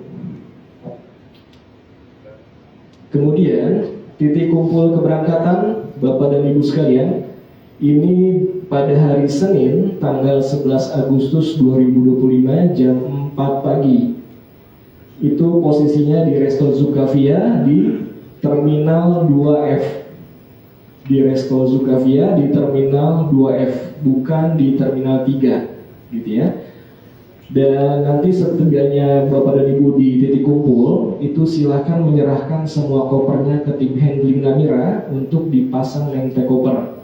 Adapun yang menggunakan koper pribadi, pengen ditambahkan tanda pengenal sendiri dari rumah juga silakan. Sampai di titik kumpul pada jam yang sudah ditentukan, nanti dipasang lem koper, tetap dipasang, gitu ya. Baik, ini itinerary keberangkatannya. Kemudian nanti setelah menyerahkan kopernya, Bapak dan Ibu masuk ke resto, sudah disediakan sarapan ya untuk jamaah yang berangkat. Kemudian ada sedikit briefing dari tim, dan nanti akan dibagikan ID card dan akan diarahkan untuk sama-sama masuk imigrasi pada waktu yang sudah ditentukan. Kemudian pesawat akan take off menuju ke Madinah. Setibanya di Madinah, Bapak dan Ibu sekalian, nanti sudah ada tim kita yang standby di sana mengarahkan Bapak dan Ibu sekalian menuju bus. Cuman tim nggak bisa masuk ke dalam conveyor, jadi posisi tim ada di luar, nanti diarahkan ke bus. Setelah itu menuju ke Hotel Madinah, gitu ya. Setibanya di Hotel Madinah, Bapak dan Ibu nanti bisa langsung check in kamar, dan koper nanti akan diantar ke depan kamar masing-masing. Jadi harap bersabar karena memang traffic check in check out di sana sangat tinggi dan bergantian liftnya, jadi harap bersabar untuk kopernya akan diantar ke depan kamar, gitu ya. Kemudian nanti setelah kegiatan di Madinah biasanya seperti biasa akan ada ibadah di Masjid Nabawi, kemudian ada city tour juga, dan ada jadwal Raudhah. Untuk jadwal Raudhah dan juga city tour itu nanti akan di-share oleh tim kami Saudi pada saat sampai di Madinah, gitu ya. Jadwal Raudhah dan jadwal city tour akan diupdate di grup WhatsApp keberangkatan oleh tim kami saat sudah sampai di Madinah. Kemudian setelah kegiatan di Madinah selesai pada tanggal 14 Agustus. Pada tanggal 14 Agustus Bapak dan Ibu sekalian check out dari Hotel Madinah menuju ke Hotel Mekah. Jadi sebelum check out, karena kita ke Madinah dulu, jadi nanti ada pemantapan manasik untuk mereminder kembali terkait ilmu yang saat ini sudah disampaikan. Nanti di reminder lagi di sana sebelum pelaksanaan umroh, entah itu di resto hotel atau di ruangan yang kita akan sama-sama mereminder kembali seperti itu. Kemudian nanti setelah pemantapan manasik dari Madinah ke Mekah, itu ada yang upgrade kereta juga, kurang lebih saat ini 3 orang, dan ada juga yang menggunakan bus ya. Nah, yang menggunakan kereta karena jumlahnya masih di bawah 10 orang, itu nanti akan diantar ke stasiun. Dari stasiun nanti akan mendapatkan arahan saja, di kereta tidak didampingi ya. Nanti setelah sampai di stasiun tujuan baru dijemput oleh tim, seperti itu. Kemudian untuk yang menggunakan bus tentunya nanti akan ada pendamping dan kemungkinan nanti di masjid itu ya, Bir Ali ini ya, ke Bir Ali. Kemungkinan nanti akan ke Bir Ali terlebih dahulu, ke masjid terlebih dahulu yang naik bis, baru nanti menuju Hotel Mekah gitu ya. Setibanya di Hotel Mekah, jamaah istirahat terlebih dahulu gitu ya. Kemudian nanti akan diinformasikan oleh tim kapan titik kumpulnya untuk sama-sama menuju ke Masjidil Haram untuk pelaksanaan tawaf, sa'i dan seterusnya. Jadi nanti pada saat sampai hotel nggak langsung umroh, tetapi kita akan ada sesi istirahat dulu, persiapan segala sesuatunya, baru nanti diinformasikan titik kumpulnya pada saat sudah sampai di sana. Jadi diinformasikannya biasanya pada saat nanti kumpulnya itu biasanya di lobi hotel, gitu ya. Setelah nanti Bapak dan Ibu sekalian kumpul di lobi hotel, sama-sama menuju ke masjid untuk pelaksanaan umroh, sa'i dan lain sebagainya, dan itu nanti akan menggunakan aplikasi Namira sebagai panduan. Jadi yang belum download aplikasi Namira silakan di-download dan nanti menggunakan headset masing-masing untuk mendengarkan panduan selama pelaksanaan umroh dan maupun city tour, kemungkinan seperti itu. Kemudian setelah rangkaian kegiatan di Mekah selesai, pada tanggal 18 Agustus dari Mekah menuju ke Jeddah untuk kepulangan, gitu ya, menuju kepulangan, dan estimasi tiba di Bandara Suta itu pada tanggal 19 Agustus 2025 pada jam 14.20. Jadi bagi sanak saudara, kerabat yang ingin menjemput boleh disampaikan pada waktu tersebut, tanggal 19 Agustus pada jam 14.20. Pada jam 14.20 sore nanti sudah tiba di Bandara Suta. Nah, setibanya di Bandara Suta, Bapak dan Ibu nanti akan menerima air zam-zam. Masing-masing itu 1 galon, kurang lebih 5 liter, kecuali yang infant di bawah 2 tahun itu nggak dapat, gitu ya. Kemudian setelah barang bawaan lengkap semuanya, air zam sudah terima, baru jamaah kembali ke kediaman masing-masing. Baik. Berikutnya beberapa catatan saat keberangkatan. Untuk jamaah pria itu silakan menggunakan seragam Namira warna hijau pada saat nanti keberangkatan. Untuk jamaah wanita silakan menggunakan gamis warna hitam atau gelap.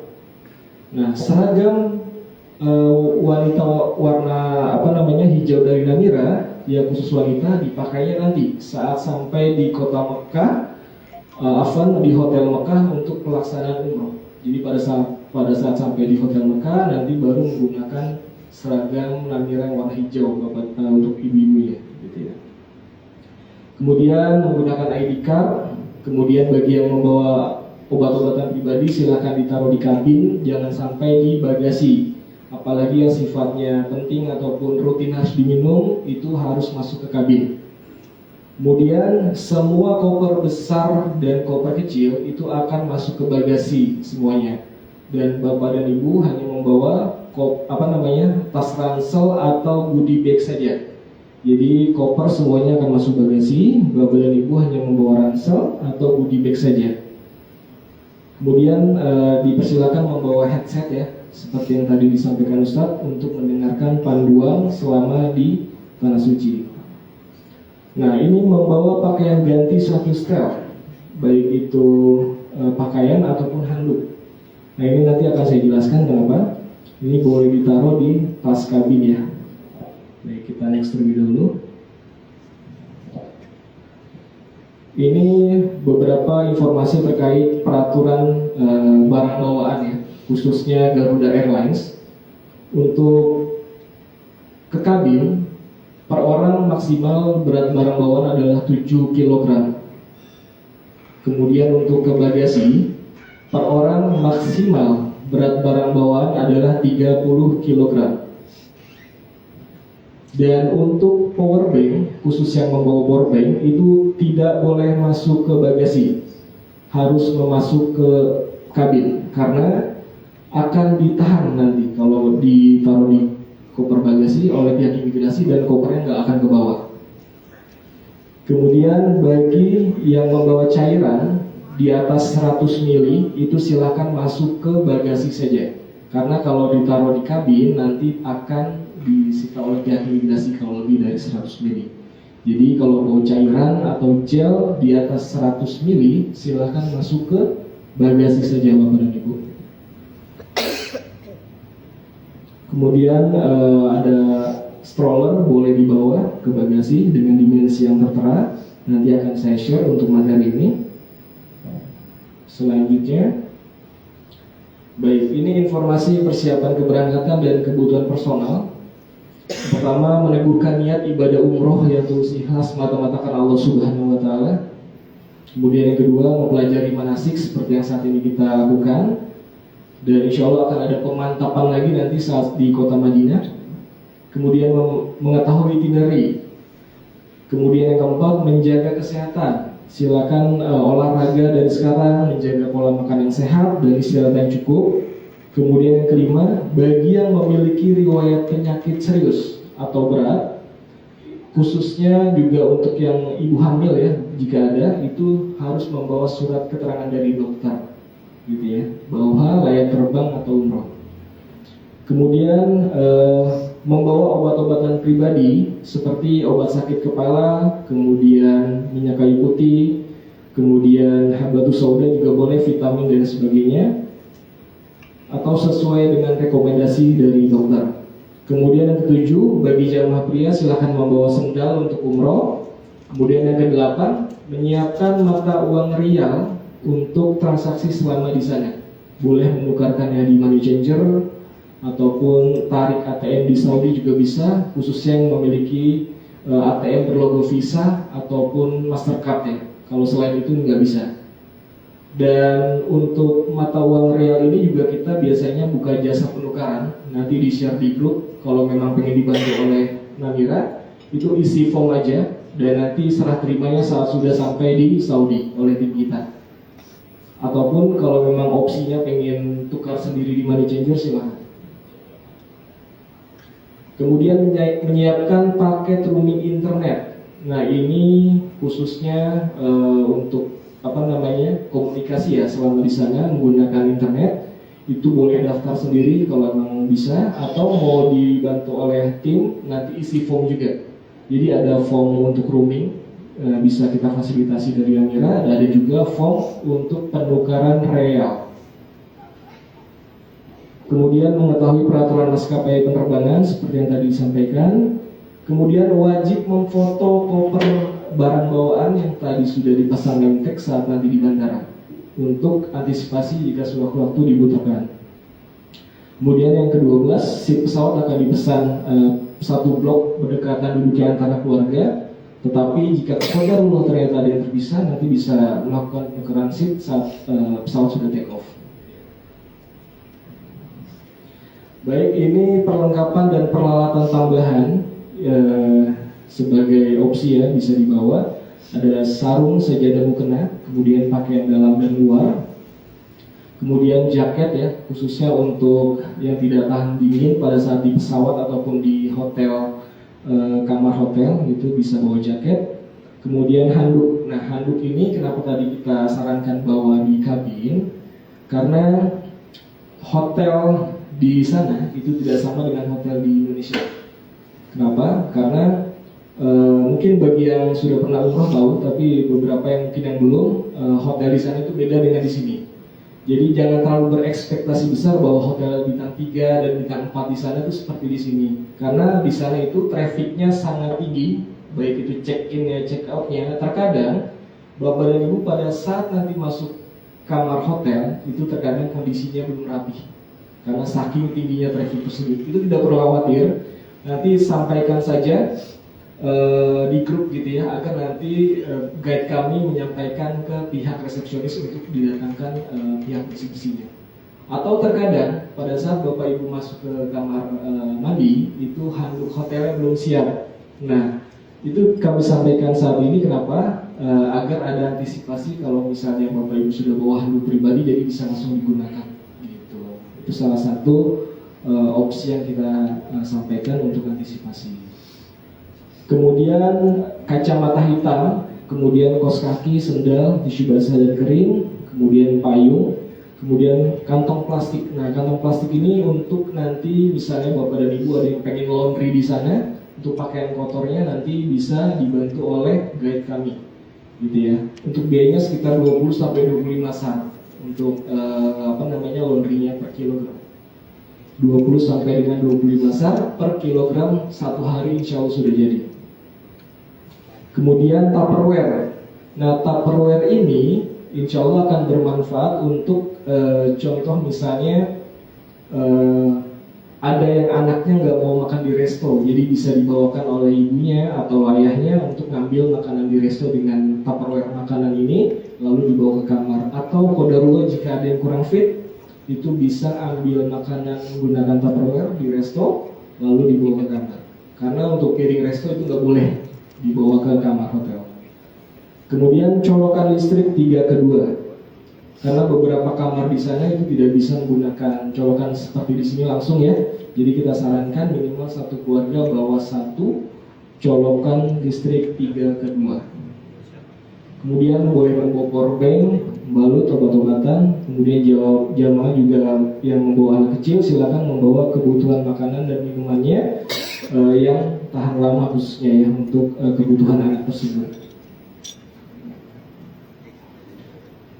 Kemudian terkait perlengkapan umroh, paket light 11 Agustus 2025 ini belum termasuk koper, jadi opsional bagi Bapak dan Ibu yang ingin beli kita fasilitasi kemarin. Adapun yang ingin menggunakan koper sendiri itu kita persilahkan, jadi nggak perlu beli.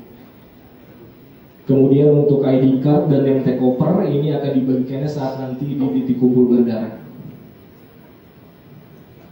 Berikutnya mengenai colokan ya. Colokan 3/2-nya contohnya seperti ini. Ini boleh dibawa minimal satu keluarga satu untuk antisipasi qadarullah misalnya dapat kamar yang colokannya butuh ini, jadi lebih mempermudah. Dan yang terakhir, bagi Bapak dan Ibu yang belum mendownload aplikasi Namira, silahkan di-download dari sekarang. Insya Allah akan memudahkan Bapak dan Ibu sekalian ya untuk komunikasi selama di sana. Dan aplikasi Namira juga tersedia Al-Quran digital, zikir dan doa. Kemudian ada juga arah kiblat di aplikasi tersebut. Dan nanti akan menggunakan audio transmitternya untuk mendengarkan panduan dari Ustadz selama pelaksanaan umroh. Baik, alhamdulillah, insya Allah untuk materi teknis keberangkatan sudah cukup. Kita masuk ke sesi berikutnya adalah sesi tanya jawab. Bagi Bapak dan Ibu yang ingin bertanya, kami persilahkan. Silakan Bapak Ibu kalau dia mau bertanya. Oh ya, silakan Pak.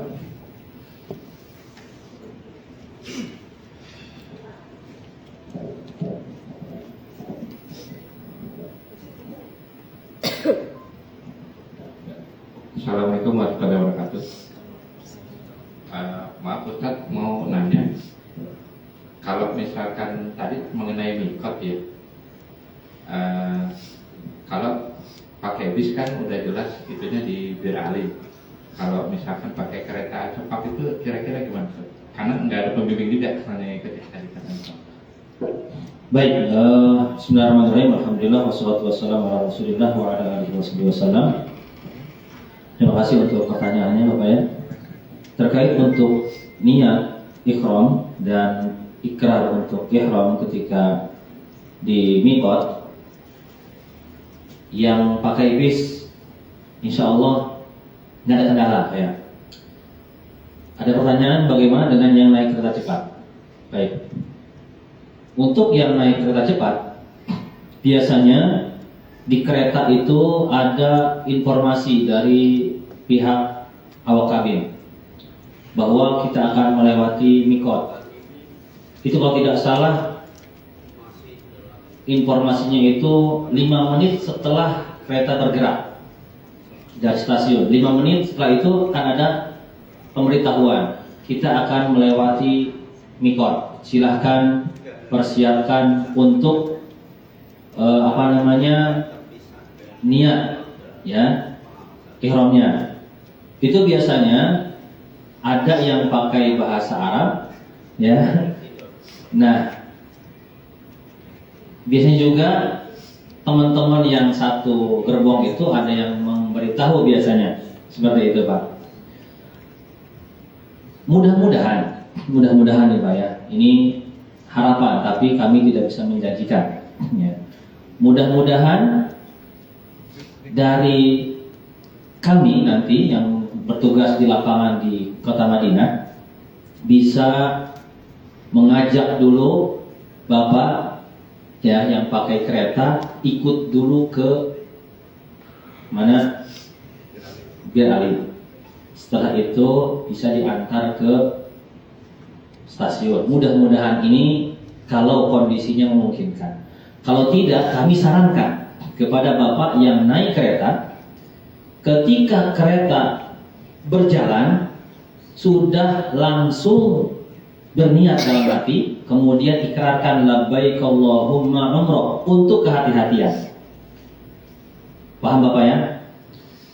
Adapun nanti ketika mendengar seruan pakai bahasa Arab pengumumannya itu kita akan melewati batas mikot, gitu ya. Gak ada salahnya diulang lagi. Kalaupun terlewat, Bapak sudah aman tadi di awal sudah mengucapkan seperti itu. Karena itu cepat Pak, sekitar 5 menit kalau tidak salah ya. Dari kereta berangkat itu sudah kita akan melewati batas mikot seperti itu. Ini kalau seumpama memang yang naik kereta tidak bisa ikut dulu ke Bir Ali. Mudah-mudahan ada kesempatan bisa ke Bir Ali. Mudah-mudahan, tapi kami tidak bisa menjanjikan karena nanti melihat kondisi di lapangan. Terkadang kita merencanakan sesuatu di lapangan berbeda keadaannya. Ya, maklum di negeri orang. Ya, tidak bisa kita pastikan begini dan begitu. Ya, walau alam itu Pak solusinya bagi yang naik kereta. Sekali lagi ketika kereta bergerak 2 menit lah ya disiapkan gitu ya. Sudah mulai niat dalam hati, kemudian ikrarkan labbaik Allahumma umrah. Nanti ketika terdengar suara ada lagi informasi mikot, Bapak diulang lagi nggak jadi masalah.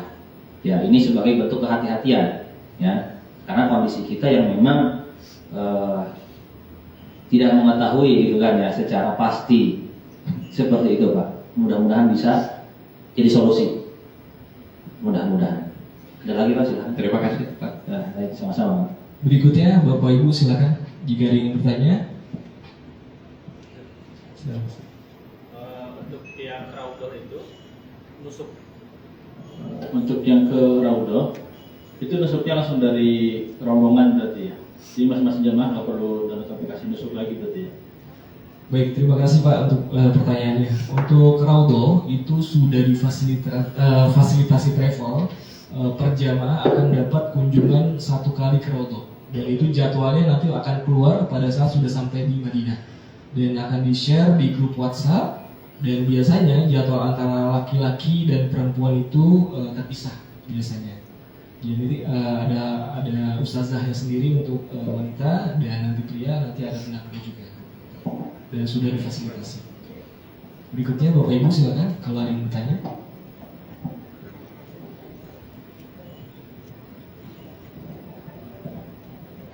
Satu lagi mungkin sebelum nanti sama-sama kita persiapan sebelum masuk waktu sholat zuhur dan bisa menikmati hidangan makan siang. Tambahan dari saya mungkin ya Bapak Ibu sekalian, karena sekarang kita berada di musim panas, ini sebagai sekedar informasi tambahan, kami harap Bapak Ibu sekalian bisa menjaga kondisi tubuh ya, beradaptasi di sana, hindari makan dan minum yang bisa menguras kesehatan kita. Terutama nanti Bapak Ibu sekalian ketika minum air Zam-Zam, nanti di sana akan ada tersedia gentong-gentong di Masjid Nabawi itu. Ada yang tertulis not cold kalau tidak salah. Itu artinya tidak dingin. Maka pilih yang terdapat tulisan tersebut. Karena gentong-gentong yang lain itu dingin. Dan kita biasanya kalau tidak siap fisik itu, karena di dalam dingin AC, kemudian minum juga dingin, keluar panas. Ya panasnya Masya Allah, musim panas di Saudi itu berbeda dengan musim panas di Indonesia gitu ya. Itu khawatir nanti kita nggak siap kondisi kesehatan kita. Tak jarang biasanya yang terkena pilek gitu ya, bahkan meriang seperti itu. Minum-minuman es misalnya, atau jus-jus yang dikira dikhawatirkan bisa membuat radang tenggorokan dan sebagainya dihindari ya. Kalaupun mau ya silahkan, tapi dengan perhitungan. Kemudian juga karena kita akan ke Madinah dulu, otomatis ibadah umrohnya belakangan. Maka kami sarankan untuk senantiasa menjaga, mengukur kondisi tubuh. Jangan semangat beribadah di kota Madinah ya sampai diporsir tenaga di kota Madinah, akhirnya pelaksanaan ibadah umrohnya ngedrop ya. Maka diperhatikan kondisi tubuh seperti itu. Biar apa? Biar kita ibadah umrohnya lancar. Harapan sih nggak ada kendala semuanya. Ya kita semangat 45 tetap ibadahnya nggak kendor, tapi fisiknya tetap prima sampai kepulangan. Ya tapi sekali lagi ukur kemampuan diri masing-masing. Jangan dipaksakan ya. Supaya apa? Supaya lancar semuanya. Ini mungkin tambahan dari saya. Ya, semoga bermanfaat. Syukur Ustaz. Baik, kita kasih satu pertanyaan lagi, mungkin ada yang bertanya. Ibu ya, silakan Bu. Ustaz mau bertanya tentang wudu saat misalnya melaksanakan tawaf gitu. Misalnya di situ kita batal. Nah, kan yang namanya suasana di sana kan penuh prodi, terus kita nggak tahu nih letak air di mana. Nah, itu bagaimana ya caranya supaya bisa kita melakukan wudu gitu. Terus misalnya juga kan perempuan pakai kaos kaki tuh Ustaz, ya kan? Itu ada caranya juga enggak gitu? Ya itu. Baik, terima kasih Bu ya untuk pertanyaan bagus sekali Bu ya untuk terkait masalah wudu bagaimana ketika kita sedang tawaf batal ya. Kami informasikan bahwa di sekitar pelataran tawaf itu terdapat gentong-gentong untuk minum air zam-zam di sana. Nanti silahkan ketika wudu, mudah-mudahan sekali lagi ketika nanti sampai di hotel itu semuanya sudah persiapan dengan maksimal. Yang punya kebiasaan beser atau misalnya sakit perut dibereskan dulu ya sebelum ini. Kemudian bila pun qadarullah sampai pelaksanaan tawaf masih tetap batal wudunya, segera informasikan kepada kami. Nanti di sana kita akan ada 2 petugas, satu pembimbing dan satu mutawif. Nanti segera informasikan kalau memang ada yang batal, nanti akan diarahkan, dibantu untuk wudu terlebih dahulu. Dan insya Allah nanti rombongan juga akan menyesuaikan, ya, tidak terburu-buru biar bisa bareng-bareng selesainya seperti itu. Nah, wudunya bagaimana? Perhatikan ibu sekalian dan bapak-bapak, dalam masalah wudu itu ada istilahnya mengusap khuf atau sepatu. Ya, dalam syariat kita diperbolehkan ketika wudu hanya mengusap bagian atas sepatu.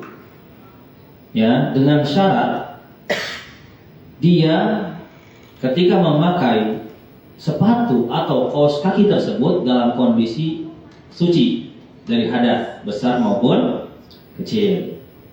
Paham ibu ya? Nah, ketika nanti batal akan berwudu kembali, cukup atau tidak perlu dibuka kaos kakinya, cukup diusap. Mohon maaf saya tunjukkan ya, bukan maksud tidak sopan ya. Cukup diusap bagian atas sepatu, ya, dibasahi tangan kemudian diusap seperti ini. Cukup, karena tadi kita memasukkan kaki kita ke dalam sepatu tersebut dalam kondisi suci dari hadas.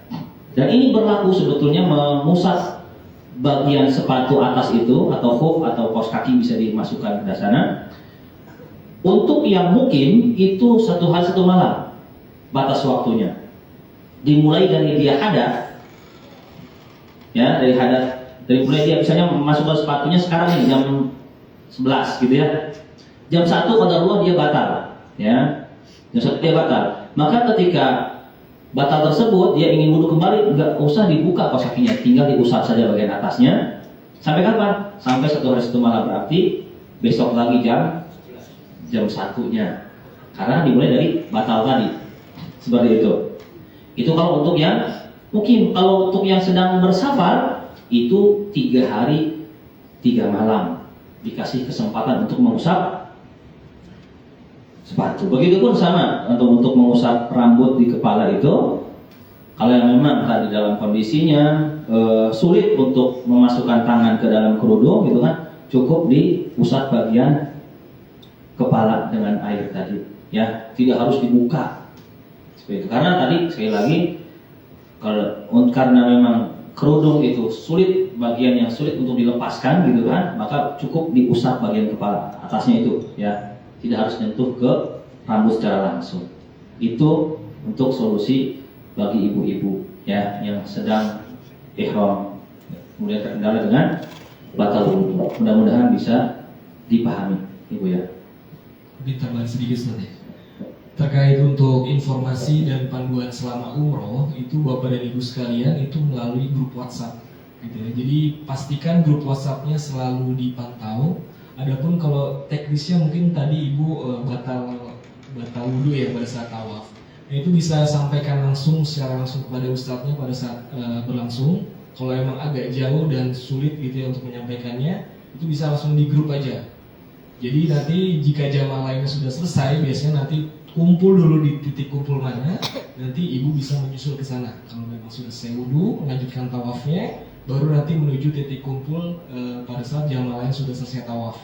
Jadi pastikan nanti grup WhatsApp-nya selalu dipantau.